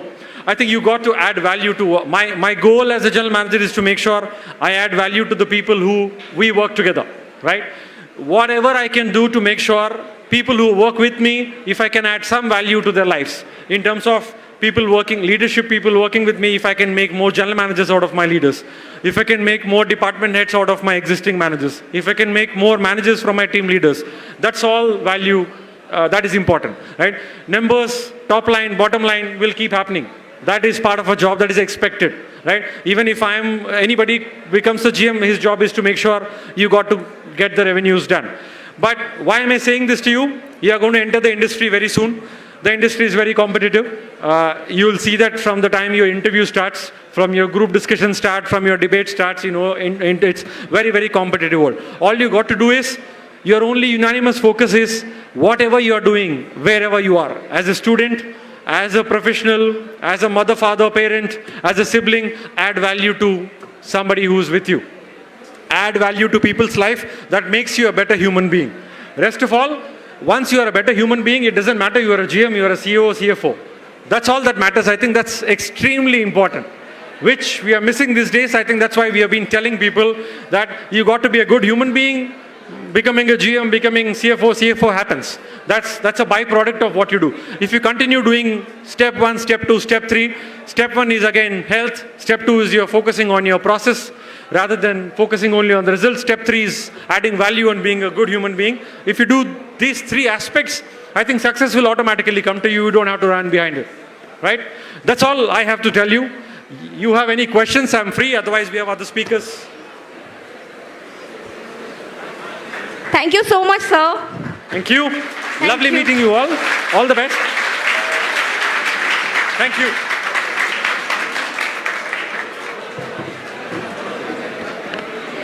Okay, sir, ma'am, you have seen our students, they're really inquisitive and it's actually very good, but we are running out of time. So we have another chief guest, Mrs. Indrani Sanyal. So before proceeding with the session, let me give a brief introduction. Mrs. Indrani Sanyal, GM of Housekeeping Medica Hospital. A round of applause for her, please. Thank you so much for coming here in order to mentor our students. So she's an internationally acclaimed hospitality professional with 30 plus years of experience across diverse industries. Mrs. Indrani is an alumni of IHMCTAN, Kolkata, and is currently associated with Medica Super Specialty Hospital, Kolkata, as their general manager of housekeeping. She is also a council member of the WICCI Healthcare Council, Eastern Region, and a life member of the Professional Housekeepers Association and heading the PHA as a Vice President of Eastern Chapter. Along the way, she has won quite a few accolades as the Housekeeper of the Year in 2003 by the International Hotel and Restaurant Association. Then again in 2017, she was nominated as the top contender for the Housekeeper of the Year at the 9th Hotelier India Awards. Recently in 2022, she was also awarded as the Best Industry Leader in the Healthcare Industry, Eastern Region by the Professional Housekeepers Association. CE Worldwide Facility Management Leaders Association have also awarded her for Professional Excellence in Corporate Services and General Administration. Thank you so much, ma'am, for coming here.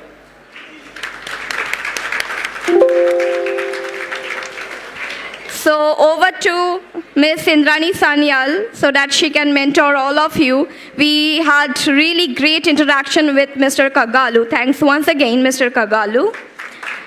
Over to you. Over to you, ma'am. Thank you. Thank you. Thank you very much. Very, very warm and a very happy afternoon to everybody. And I think you've all had a very, very long session. Yes? All. And have you had an overdose of housekeeping? Because I see strong housekeeping, leaders of the industry. So, overdose of housekeeping? Yes?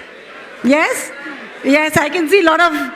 Okay, tell me, how many of you have little interest in housekeeping? Okay, I get the picture, I get the idea. So... yes. Now, it's true that housekeeping is something which I think a lot of you really think is not a very interesting subject, right? However, I want to start with my own journey. You heard a little bit about my introduction. Now, all I want to say is my journey started 34 years ago, and like you, I never had even 0.1% of interest in housekeeping. We were from a system where we had to do vocational training. We used to not have the 6 months training. I was one of the last batches where we used to have, in our vacation, we had to do training. So I didn't have even 1 day's housekeeping training to my name. However, when I graduated from IHM College, Taj Bengal just opened. That was the pre-opening year, 1989. And during those times, it was also that if we did hotel management, it was by the last choice. That was probably one of the last competitive exams that we gave. And if we qualified for nothing, we might have settled for for hotel management. And I was also a part of that category. Very true. So after that, as usual, my father said, no, you've only got a diploma. You have to have a graduation. So I went on to join the Loreto College to become a graduate. But there was since we were the pre-opening batch, there was a vacancy for a temporary position in the reservations office, in the back office. So I think nobody really knows this about me, but I began my career as a reservations back office assistant, as a temporary, just somebody who was doing a job in a vacation to do a posting for you all know about Opera and Fidelio, right? So during those days, there were two separate packages.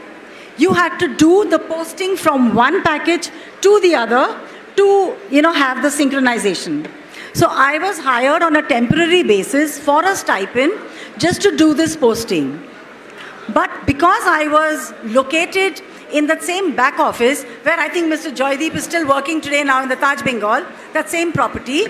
So I was there as a temporary employee, and my friends were there, and there was a vacancy in the housekeeping department. So, being around and being in good company, I said, okay, there's no harm appearing for an interview. And so I went on and I appeared for the interview. And I never looked back. So I would just want to tell you all, please don't miss out on any opportunity in life. You don't know what that opportunity, where it can take you. Very true, I did not have a vision then, I did not have a goal then. I did hotel management, but I really didn't know where I was going. But this opportunity, I think, got me for life, planned my life for me, because ever since then, I have not had, once I took a permanent job, I don't think I had a career break of even a week. And it's 34 long years. So one can only continue that because you actually grow passionate. So I can't say I was a born housekeeper, I was not born passionate, but now, what really endeared me, what has really kept me going? Most of you, I think, you think housekeeping, how many first years are here and how many third years are here? How many first years? Okay, most of the first years are here. So, what do you think housekeeping is? A lot to do with cleaning, providing a good atmosphere, providing aesthetically appealing room. But does it involve anything else? Does it involve a lot of other skills? Communication, yes. Hygiene, yes. Eye for detail. I think you want to say that. Third years, second years. What does housekeeping involve? Make the guest feel like home away from home. Yes. Yes. So hospitality, if I understand right. Now let me tell you, housekeeping involves a lot of other skills. If I tell you, suppose there are 100 tasks in housekeeping, you know what what most of you really think housekeeping is all about is within the first 10. So there are 90 other aspects of housekeeping which you need to know. We have a general manager with us. It would be nice to know, would he be confident to sell his hotel without a housekeeper? No way. Okay. Any building. Today I have had the opportunity to work in a hotel, to work in a facility management, and to work in a hospital, which I'm currently working. So I'll tell you a little more about them, so you understand a little more. But let me tell you, there is no building on this earth which can do without a housekeeper. Yes, you may not be named as a housekeeper, but you may be named as a property manager. You may be named as somebody who is taking care of the facility, but it all boils down to the various functions of a housekeeper.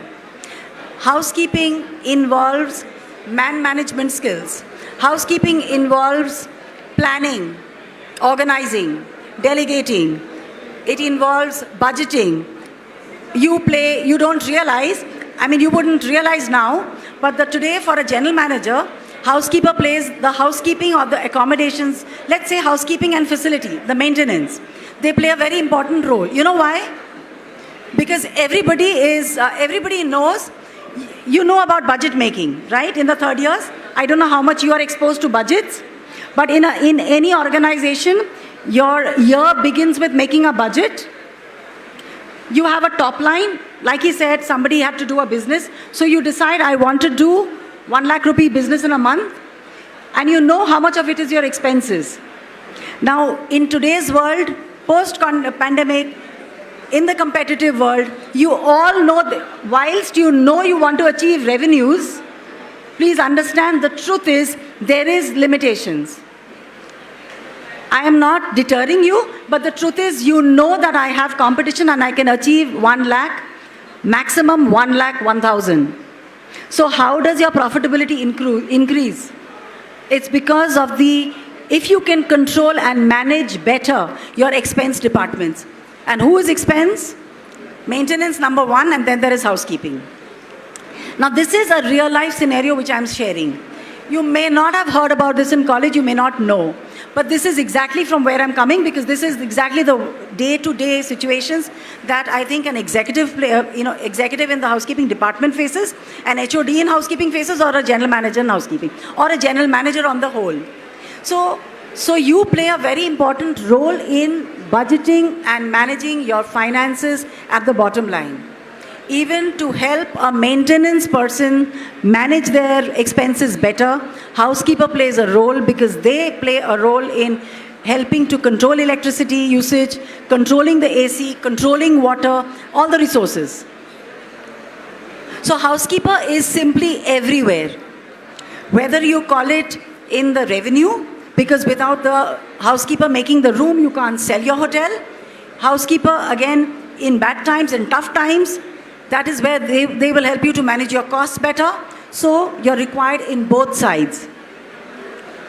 So it is not, please understand, whilst providing a clean, hygienically clean, safe, and an aesthetically maintained property, whilst that cannot be taken away from the housekeeper, but along with that, there are a lot of other functions.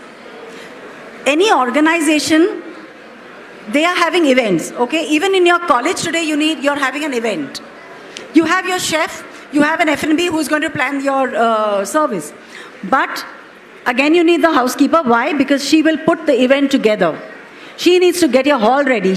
She or he is there at the back of the house to get that hall ready to make it happening. So do not undermine the function of a housekeeper. Okay, now you may think why you don't want to choose housekeeping, because you think it's a thankless job. Right? But tell me, today every aspect of the service industry is thankless.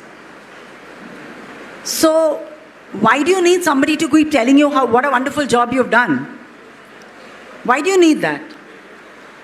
You know you need to be self-confident. You know that if I was not there, you couldn't sell your hotel, you couldn't sell your room.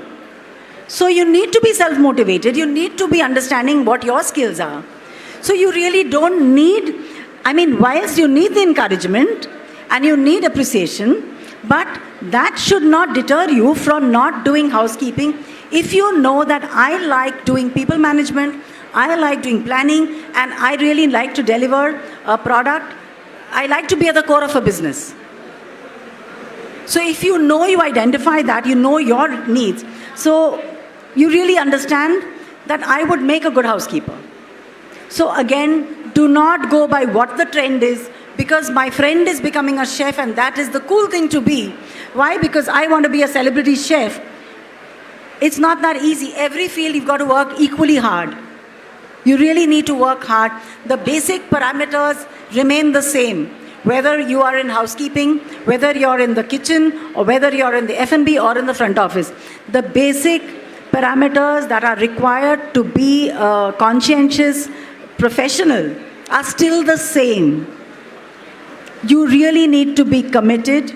You really need to be hardworking. You need to have, yes, on the whole, a lot of you, like Sir said, about your healthcare, your personal health.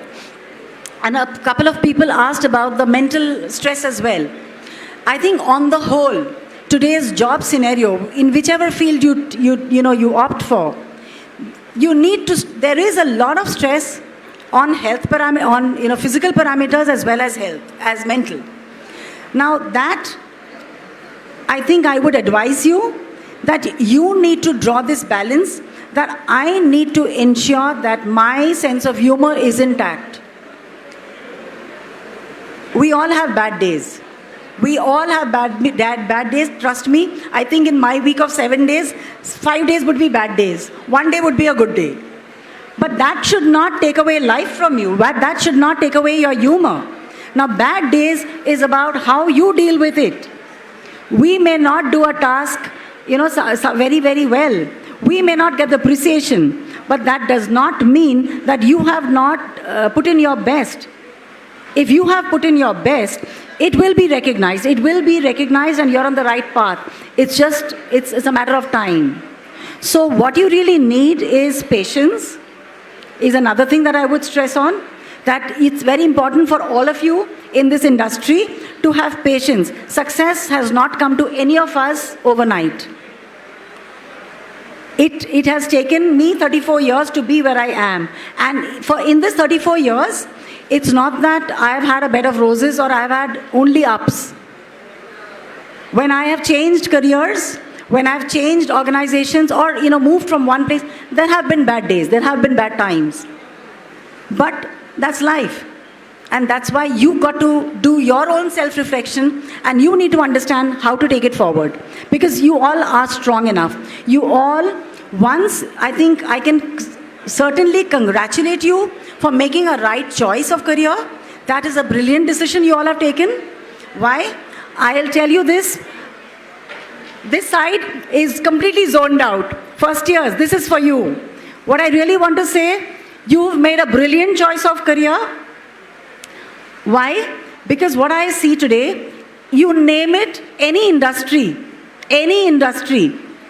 they look forward to hotel management graduates. Only my one bit of advice would be that when you are through with this course, if you get an opportunity and if you get through a campus, get into the industry. That is only one advice that I would want to give you, because there is a gap, there is a slight gap between the academia and the actual industry. But once you have stepped into this industry, the gaps are filled and you are a ready candidate for and have the potential for any industry. Because each industry requires people from the hotel management background. You know why? Because Guru Nanak College or any college, most of the hotel management colleges, the way you are groomed, I am working now in this hospital for 5 years. But I can tell you very proudly, though I may be in a senior position, as a professional, I am telling you my own self, I stand out in my communication, in my clarity, in my grooming, in my etiquettes. So I can tell you even that at this stage. So a hotel management professional will always stand out. So once you have graduated, you are ready to get a job. You can get a job either in the retail, you can get a job in the healthcare. And when I'm talking about these, whether it's a retail, whether it's a healthcare, I'm talking about all the fields. There's a kitchen in a hospital as well. And they have brands, and they have chains. Whether you talk about service, same. The kitchen, there is a service industry as well. Whether you talk about, the front office, a hospital also has the front office on the similar lines of a hotel. So the requirements are different, but a hotel management graduate will always stand out.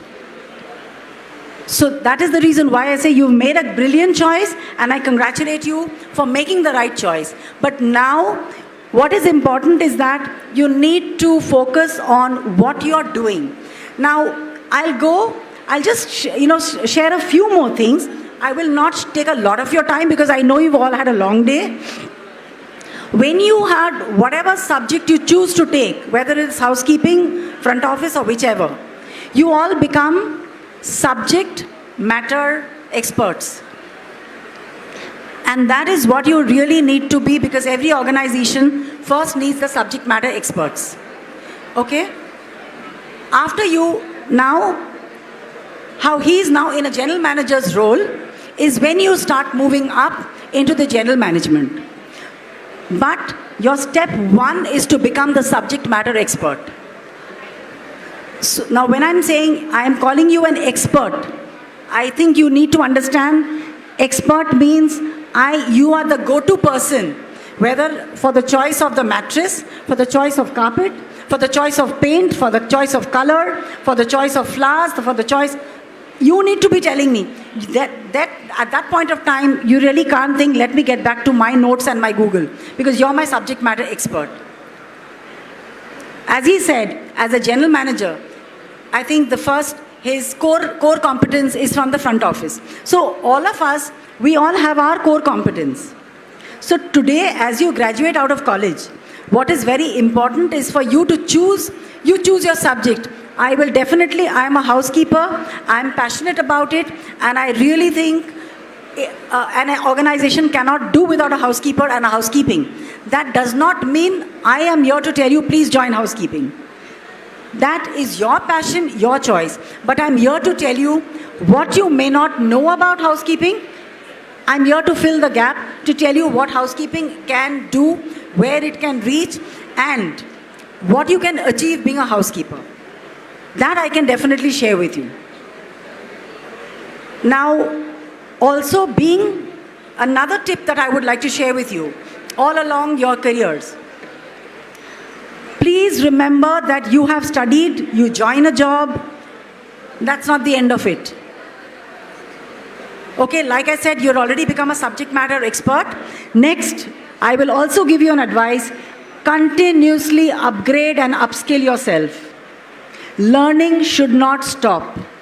Why? Because today, in college, I think you realize that you are all ready to take one subject and become an expert. But you may not be very, very excellent in your financial skills. Am I right? Most of us, I think because we all focus on either the cooking or either the F&B or our core subjects. But at the same time, to reach where he has reached, you really need to be strong in your figures, whichever field you choose. So, please ensure that you continuously upgrade yourself. Do not think that I have worked 12 years, 15 years as a chef or as a housekeeper, and so I should become the HODA and I should now become the general manager. It doesn't happen. You've got to work hard, you've got to upgrade yourself, you've got to upskill yourself. That process of learning still has to continue. Most organizations, if you're working in a branded organization, they will give you training. They will give you necessary inputs. But the lookout is yours. What you need not be the training that would be dispensed all the time. So the other tip that I would also share with you is you need to continuously upgrade yourself and upskill yourself. All right? And what I really want to also share with you is, like chefs, I think there are chefs who have their own organizations and so on. As you may have heard, I am also a part of an organization called the Professional Housekeepers Association, which is called the PHA. Now, this association is actually it's a non-profit organization which was formed by a lady called Jayashree Nagraj in 2015, February. Now, this association is basically an association of like-minded housekeepers, it's a pan-India organization, and in fact, we have members who are also international. Now, this organization, this organization also has a offshoot called as the PHA Yuva. And in India, this is the only organization which also has an offshoot for the student category. So, now this PHA Yuva is actually run by, again, students. They have a nominated board and you have student membership, and we have various activities, we have various competitions, basically to get the best practices across to the various organizations and to get it across to students. So what I just want to share with you is a small video of the PHA Yuva, so that you understand that there are such organizations. And in fact, one of your faculty, Ms. Ananya, is also a life member of this organization. So if you would like, there is a small subscription fee that you need to pay, and you become a member for your years of education. Okay? And subsequently, when you join the organizations, you can also become a life member. The advantages that you get, of course, are you are connecting with the who's who of the industry in the housekeeping field. You can get mentors. They can coach you because you are in touch with them on a one-to-one basis. So that is the added benefit. So I will run this video and you'll see it, and then we can again carry this forward. All right?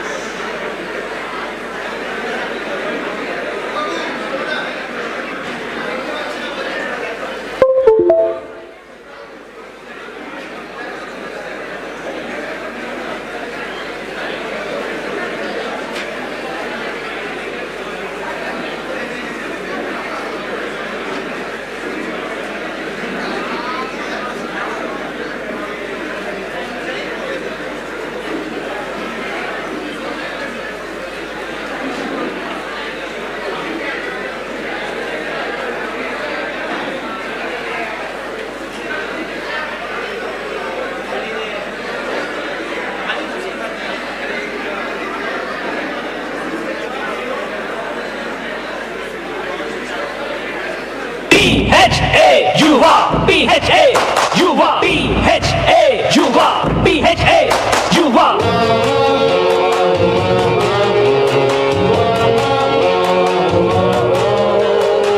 PHA Yuva, Professional Housekeepers Association, PHA Yuva, was formally launched at the grand event on the 9th September 2017 at PES University. The title says it all.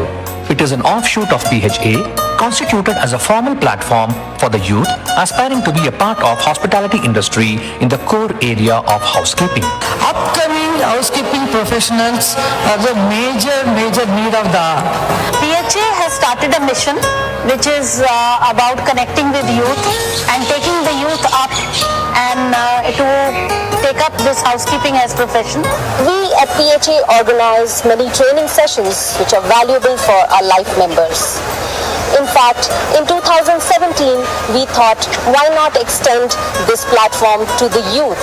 And that is how was born PHA Yuva, of which I am a proud mentor. I think PHA is doing a wonderful job by spreading a lot of awareness throughout the world about housekeeping. It is the need of today. We realize when the industrial trainees are being posted from the academia, so definitely we would like to support all the educational sectors.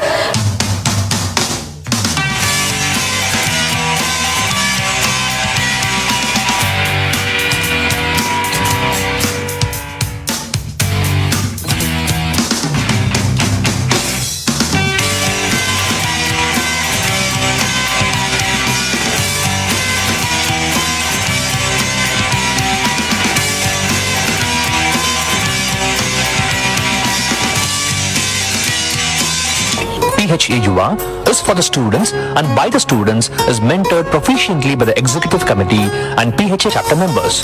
The foremost objective of the PHA Yuva is to bridge the gap between the industry and academia and provide a dedicated forum for networking with industry leaders in the field of housekeeping. Through PHA, we get more exposure in seminars, events, as well as the workshops. When we attend seminars conducted by PHA, we gain more knowledge on housekeeping. Let's soundboard of PHA. You are welcome home for people.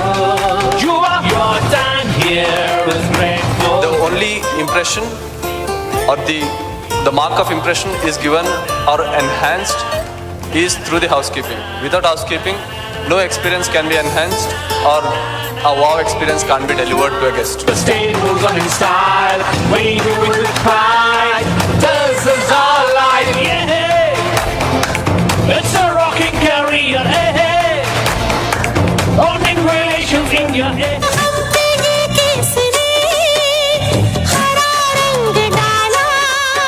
Guru Devo Bhava, without Guru, without the mentor, we cannot move ahead even a bit. The professionals, the educationists, most knowledgeable leaders on the stage.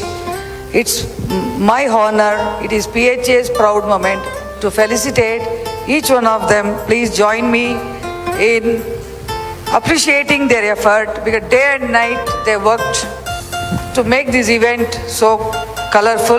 My sincere thanks to all my mentors. Let's soundboard. Every small little learning is important. Can we think of giving our trainees an all-round experience of housekeeping? This gives us a motivation, this gives us an inspiration that yes, definitely we would like to spread, and we only pray God to give us more positive energy and strength to keep going and keep rocking.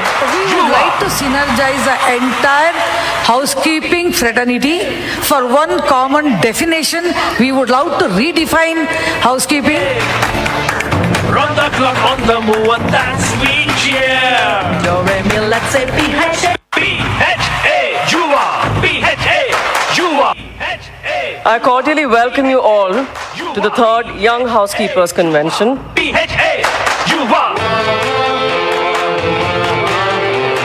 Personally wish to thank each and every one over here who have made up your entire timing for today, and you have chosen to be with us whole day, which you will never regret, and it's going to be a very memorable day for you in your life. Count starts now. 1, 2, 3, 4. You are.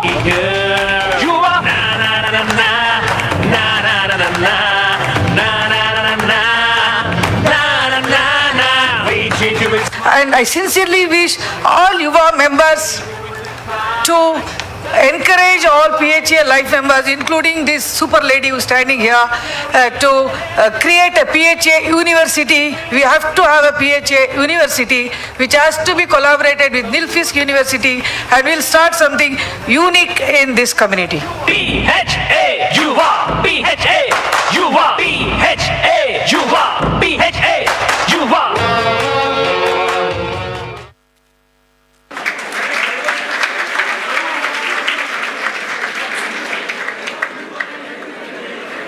Looked interesting?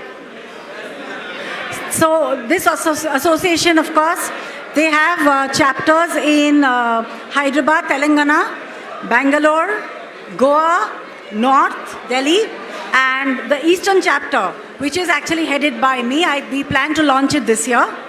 And we are going to have the PHA's, actually the 8th year anniversary celebrations coming up in May. So actually there would be invites going out to your college as well to participate in a couple of, some interesting housekeeping competitions have been lined up, like blindfolded bed making, dry flower arrangements and so on. So we look forward to your participation as well. And yeah, that's about PHA.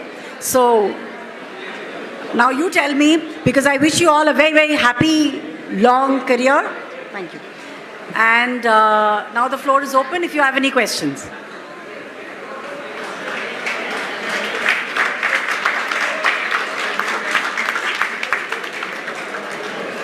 I can understand there are no questions because it's the end of the day and you need to go home. Good for me. Thank you very much, Guru Nanak College, for giving me this opportunity. And I really loved interacting with all of you. Wishing you all the very best. Thank you.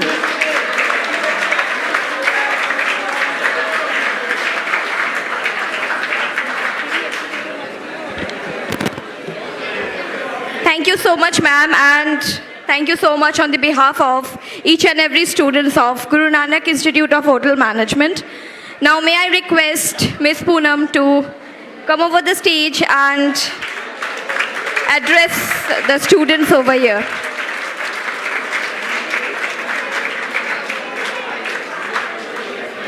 Good evening, everyone. I want more energy in the class. Good evening, everyone. Thank you so much for your energy.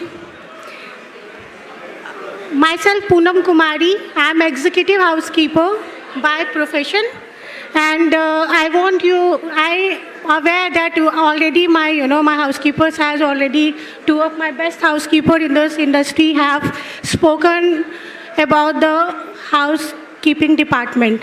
So I want to take you about my journey in hospitality industry, how I started my career, why I have choose to join housekeeping. So I have started my IT. Then I realized during IT that F&B is the best department for me to grow in this industry.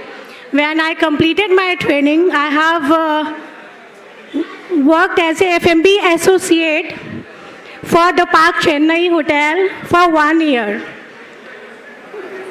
Then, after an year, I realized that that is not a department which is made for me to grow in this industry.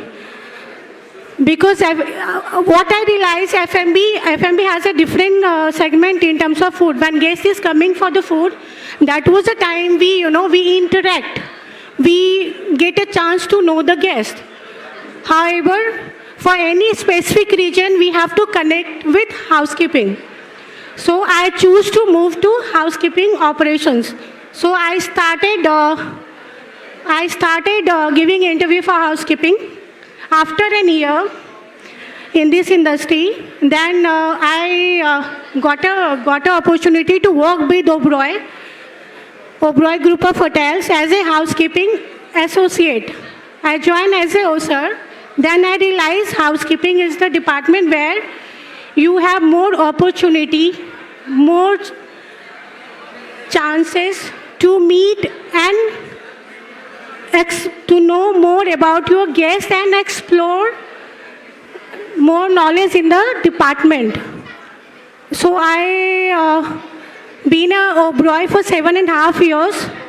Then I got a promotions in my career. Then I realized then I come to a conclusion. Okay, guest is the main focus. Guest passion. We have to be, as a hotelier, we have to be passionate about our aim, passionate about guests, customers who comes to the hotel and use the facility, write our names on many, TripAdvisor. Nowadays, lots of online portals where guests are come and recognize you about your performance, about your hotel feedback, how we have treated them, how their stay was good or not. They write. So I'll tell you one incident which made me to become a good housekeeper. When I was associate, my executive housekeeper used to tell me, no, work harder, work harder.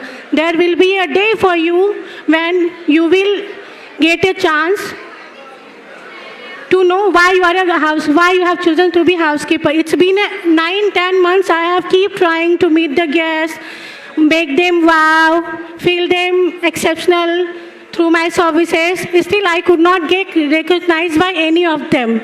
There was a day when there was a guest, Mr. Salva. I still remember. He was the first guest who empowered me actually to be in this industry. So what I have done, I found a letter which was written by his child that, hello Papa, I'll miss you, come back home.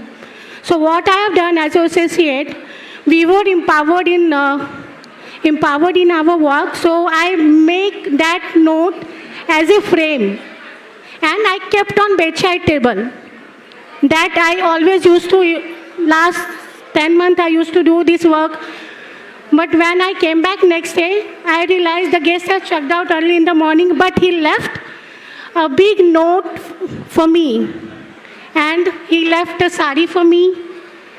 He met a general manager and said that this was really exceptional. It can be only done by the person who knows your, housekeeping and who has a person-to-person connect.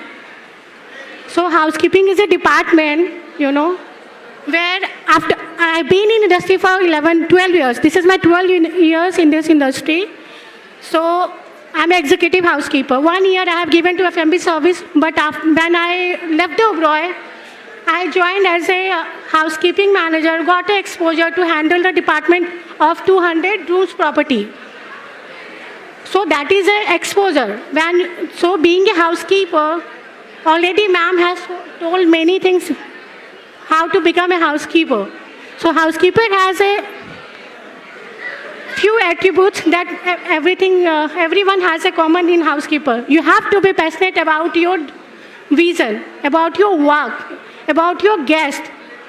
Everything should be start from a guest to employee and then come to the company. So first we should give priority to the guest who is coming, who is exploring our hotels. Then staff members who made them exceptional service, who meet them, who understand their choices, likes, dislikes, their stay when guests will come back. They should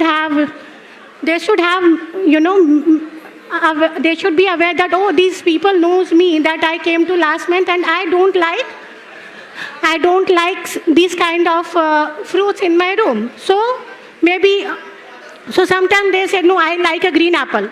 So we make a note. Next time when he's coming, this is the way we wow them. We place a only green apple to the guest. So how housekeeping operations work?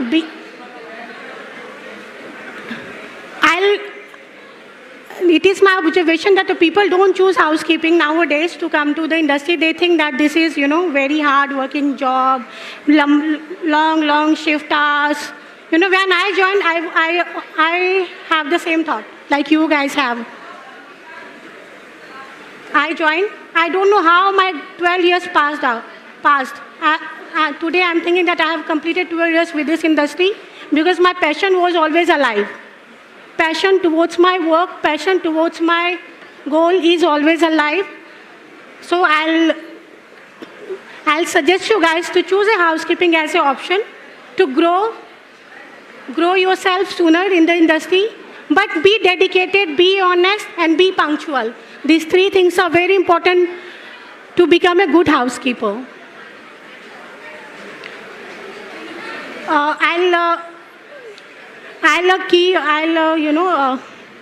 I'll tell you one more incident that a few days back, one of my associates asked me, ma'am, I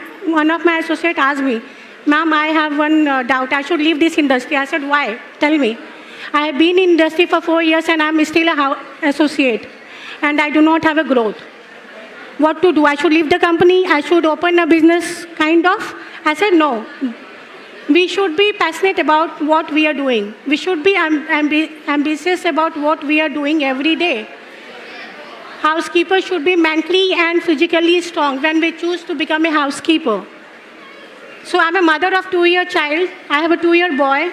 But every morning I wake up, I have the same energy that I used to have when I joined this industry. So choose housekeeping as a career option and see yourself after 5 years where you are. So I'm leaving this forum because already we have since morning I heard that you guys have spoken to many housekeepers. So I'm keeping this short to close my points. So any question that you want to ask me, any questions anybody regarding housekeeping and why we have to choose housekeeping and everything, just let me know.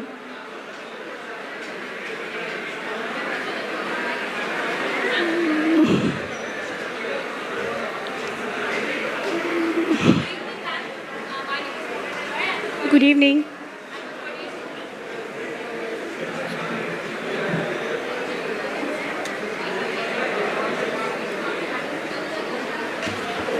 Hello. Good evening, ma'am. Ma'am, my little question is that basics we can learn from textbooks. Basics in housekeeping department, basics we can learn from the textbooks. Then if at the time of the industrial training also we can learn various things. But ma'am, how to become a good housekeeper by maintaining all things, by pros and everything. In professional life, how to become a good housekeeper? Okay. Like this basic, yes, of course, you can learn in 6 months when you do your IT. However, the main objective to become a good housekeeper. It starts from the associate level. Like if we join as an associate, we should be taking care of guests. Guest is the priority. Which kind of, we provide rooms. Room is a product for the hotel. That product we are selling. As a housekeeper, we are the internal sales person to promote guests to come back, use our hotel again and again. So so we should be knowing our associate job, then we promote. As an associate, we are a one person. When we became a team leader and we have 4 people, then how your skills are add on. Then you become a team leader, you have 4 people. You have to, you will learn in those positions that how to manage people skills, how to work with four different kind of person to achieve the same goals. Same way, when you grow up, you will have a sort of, the housekeeper should be, strong enough to handle, should have a strong with the people management skill, delegation of task. Because I'm not, as a housekeeper, you are not going and making rooms. It is your team. So you should have a good team support to understand. They should have a good training plan in place. So they know that the training, if we give training to somebody, they know what to do, what is expected, what will be my next goal. So how, with the experience and with the positions, you will understand how your skills will added on. Thank you. Thank you, ma'am. Another student of our college, he has got a question.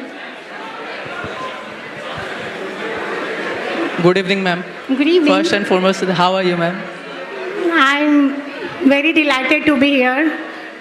So my question, as I am a student of first year, my question is, I really don't know about all the departments. So I'm really interested in food production. So I just know about, we have more than 150 crores people, and every home has its own spice mix. Every home has its own way of cooking. Then we have Chinese, Thai, continental, and bakery. So we have to learn so much. We have to talk to different people. We have to go learn from books. We have to listen different theories and all. We have to learn overall our lifetime, because nowadays gastronomic cooking and all new things are coming. Okay, so I am talking about in housekeeping. What is the level of growth that we get? I am not talking about the designation growth. I am talking about the mental growth. Okay. Housekeeping, it's not only one department. Housekeeping is a department where you have to be strong to develop good relationship with other departments too. First, like in housekeeping, housekeeping does not have one department who only cleans the room, who only inspect the room, who only check the area. We have a laundry, we have a flower rooms. Yeah, horticulturist. We have a horticulture, and in housekeeping we have pest control comes under us. We have a marble polishing. We have carpet shampooing, carpet crew in our team. So it's a mix of work. You learn, you grow. Once you become a good housekeeper, you will have a knowledge of basic knowledge of hotel, how to run it, how to clean the area, how to maintain the marble. So if we go to every area should be touched by housekeeper. Maybe it's a public area person, maybe it's a floor associate. Every area belongs to housekeeping in the hotel. We as a housekeeper are fully responsible to ensure hotels are zero defect.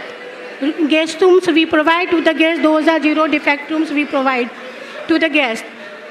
And if I was talking about the personal relation, like housekeeping is a call center. We don't generate revenue, right? We only purchase rooms items and all. So we have a good relationship with purchase. We have a good relation with vendors. We have to take work from them. So your relationship skills will add on, and people management skill will too. Ma'am, don't. Hello. Ma'am. Hello.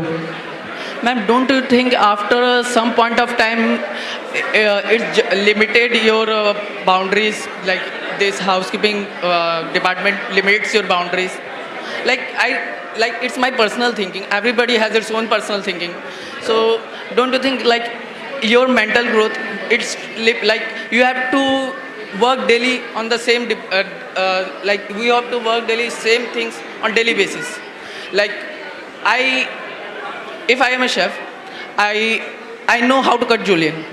So nowadays, so I'm just see the person is cooking better than me. A person is cooking different style, like different things, and different books, different peoples. Like we have a competition, WFC. So different foreigners also comes here to participate. They have their own style of cooking, own styles of meza and all. So it really helps me to learn a lot. So I am a first. I'm really not know about all the departments. So that's why I ask you. See, it's not as like housekeeping. So it's my personal thing that housekeeping limits at a point of the mental growth of a person. I might disagree on this point but the housekeeper has a... I really don't talk about the designation. It's written on the book that it's the growth of the housekeeper, not general manager. I'm talking about the mental growth. How will you stand in front of a people? Like in front of Parvinder Singh Bali, corporate chef of OCLD, I am nothing. Like he really knows so much about the food and people. So I'm talking about the knowledge. What the knowledge? In the housekeeping? Yeah. Yes. If you have a basic knowledge, now in this industry we have a housekeeper who are GMs for the hotels. They are example for this industry. A housekeeper can be a general manager one day. I also aiming for the same dream. I like in my hotel. My boss, my room division manager used to be an ex-housekeeper for that hotel. So I am proud to work under his leadership skill. That I have a motivation that a housekeeper can move out from his comfort zone to in front area, like front of the house. So front of the house have different set of work and skills required. That can be learned. And when you become in this role, housekeeper roles, everybody has to be function together for the guest. Basics can be learned. There is no age to learn. There is no limitation to any learning. So any ages, I became a housekeeper. I also want to learn front office and move on to another department to come out. When you get, like, I don't have to be in comfort zone. If you will be in a comfort zone, like I know housekeeping now, my team will work. So you will not grow your knowledge and you will not grow in your professional career. So you have to come out, you have to learn for the next role, then you have to aim for it. Thank you. Thank you so much, everyone. ma'am. Thanks a lot.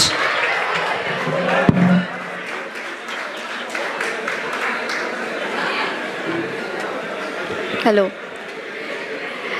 Now, may I request our director, sir, Mr. Jayanto Ghosh, to come up on the stage to felicitate our chief guests. A round of applause for all the chief guests present here.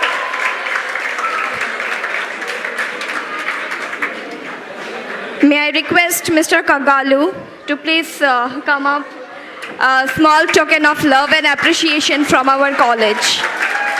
Thank you so much for being here and sharing your precious time with us and with our students.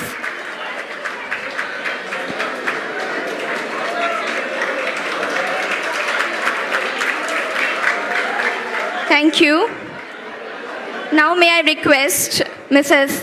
Indrani Sanyal to come over here.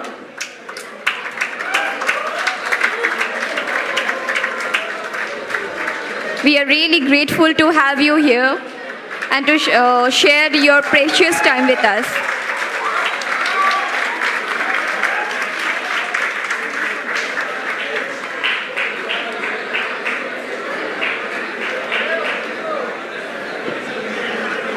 Now may I request Mr. Abhishek Mishra.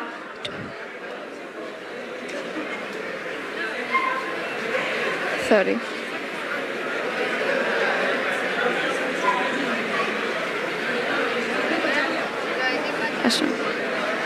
Now may I request Mr. Joydeep Acharya to come over here, please.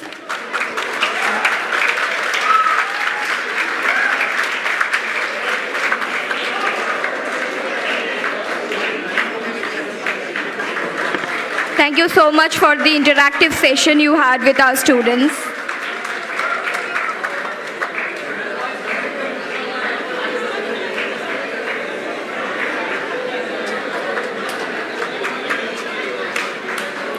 Thank you so much. May I request Ms. Poonam to come over here, please?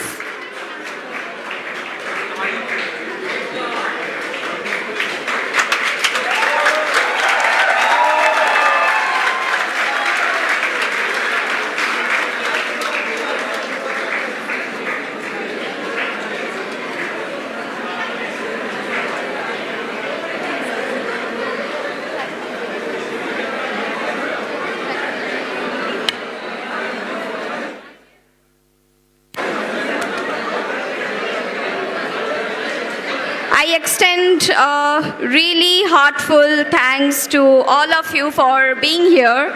So our next session will be tomorrow in the first half, and we will be having Mr. Shomallo Sharkar, Executive Chef of Taj Bengal, and Ms. Reena Chaudhary, NIS Management, Director of NIS Management Limited, and Orindam Chaudhary, GM of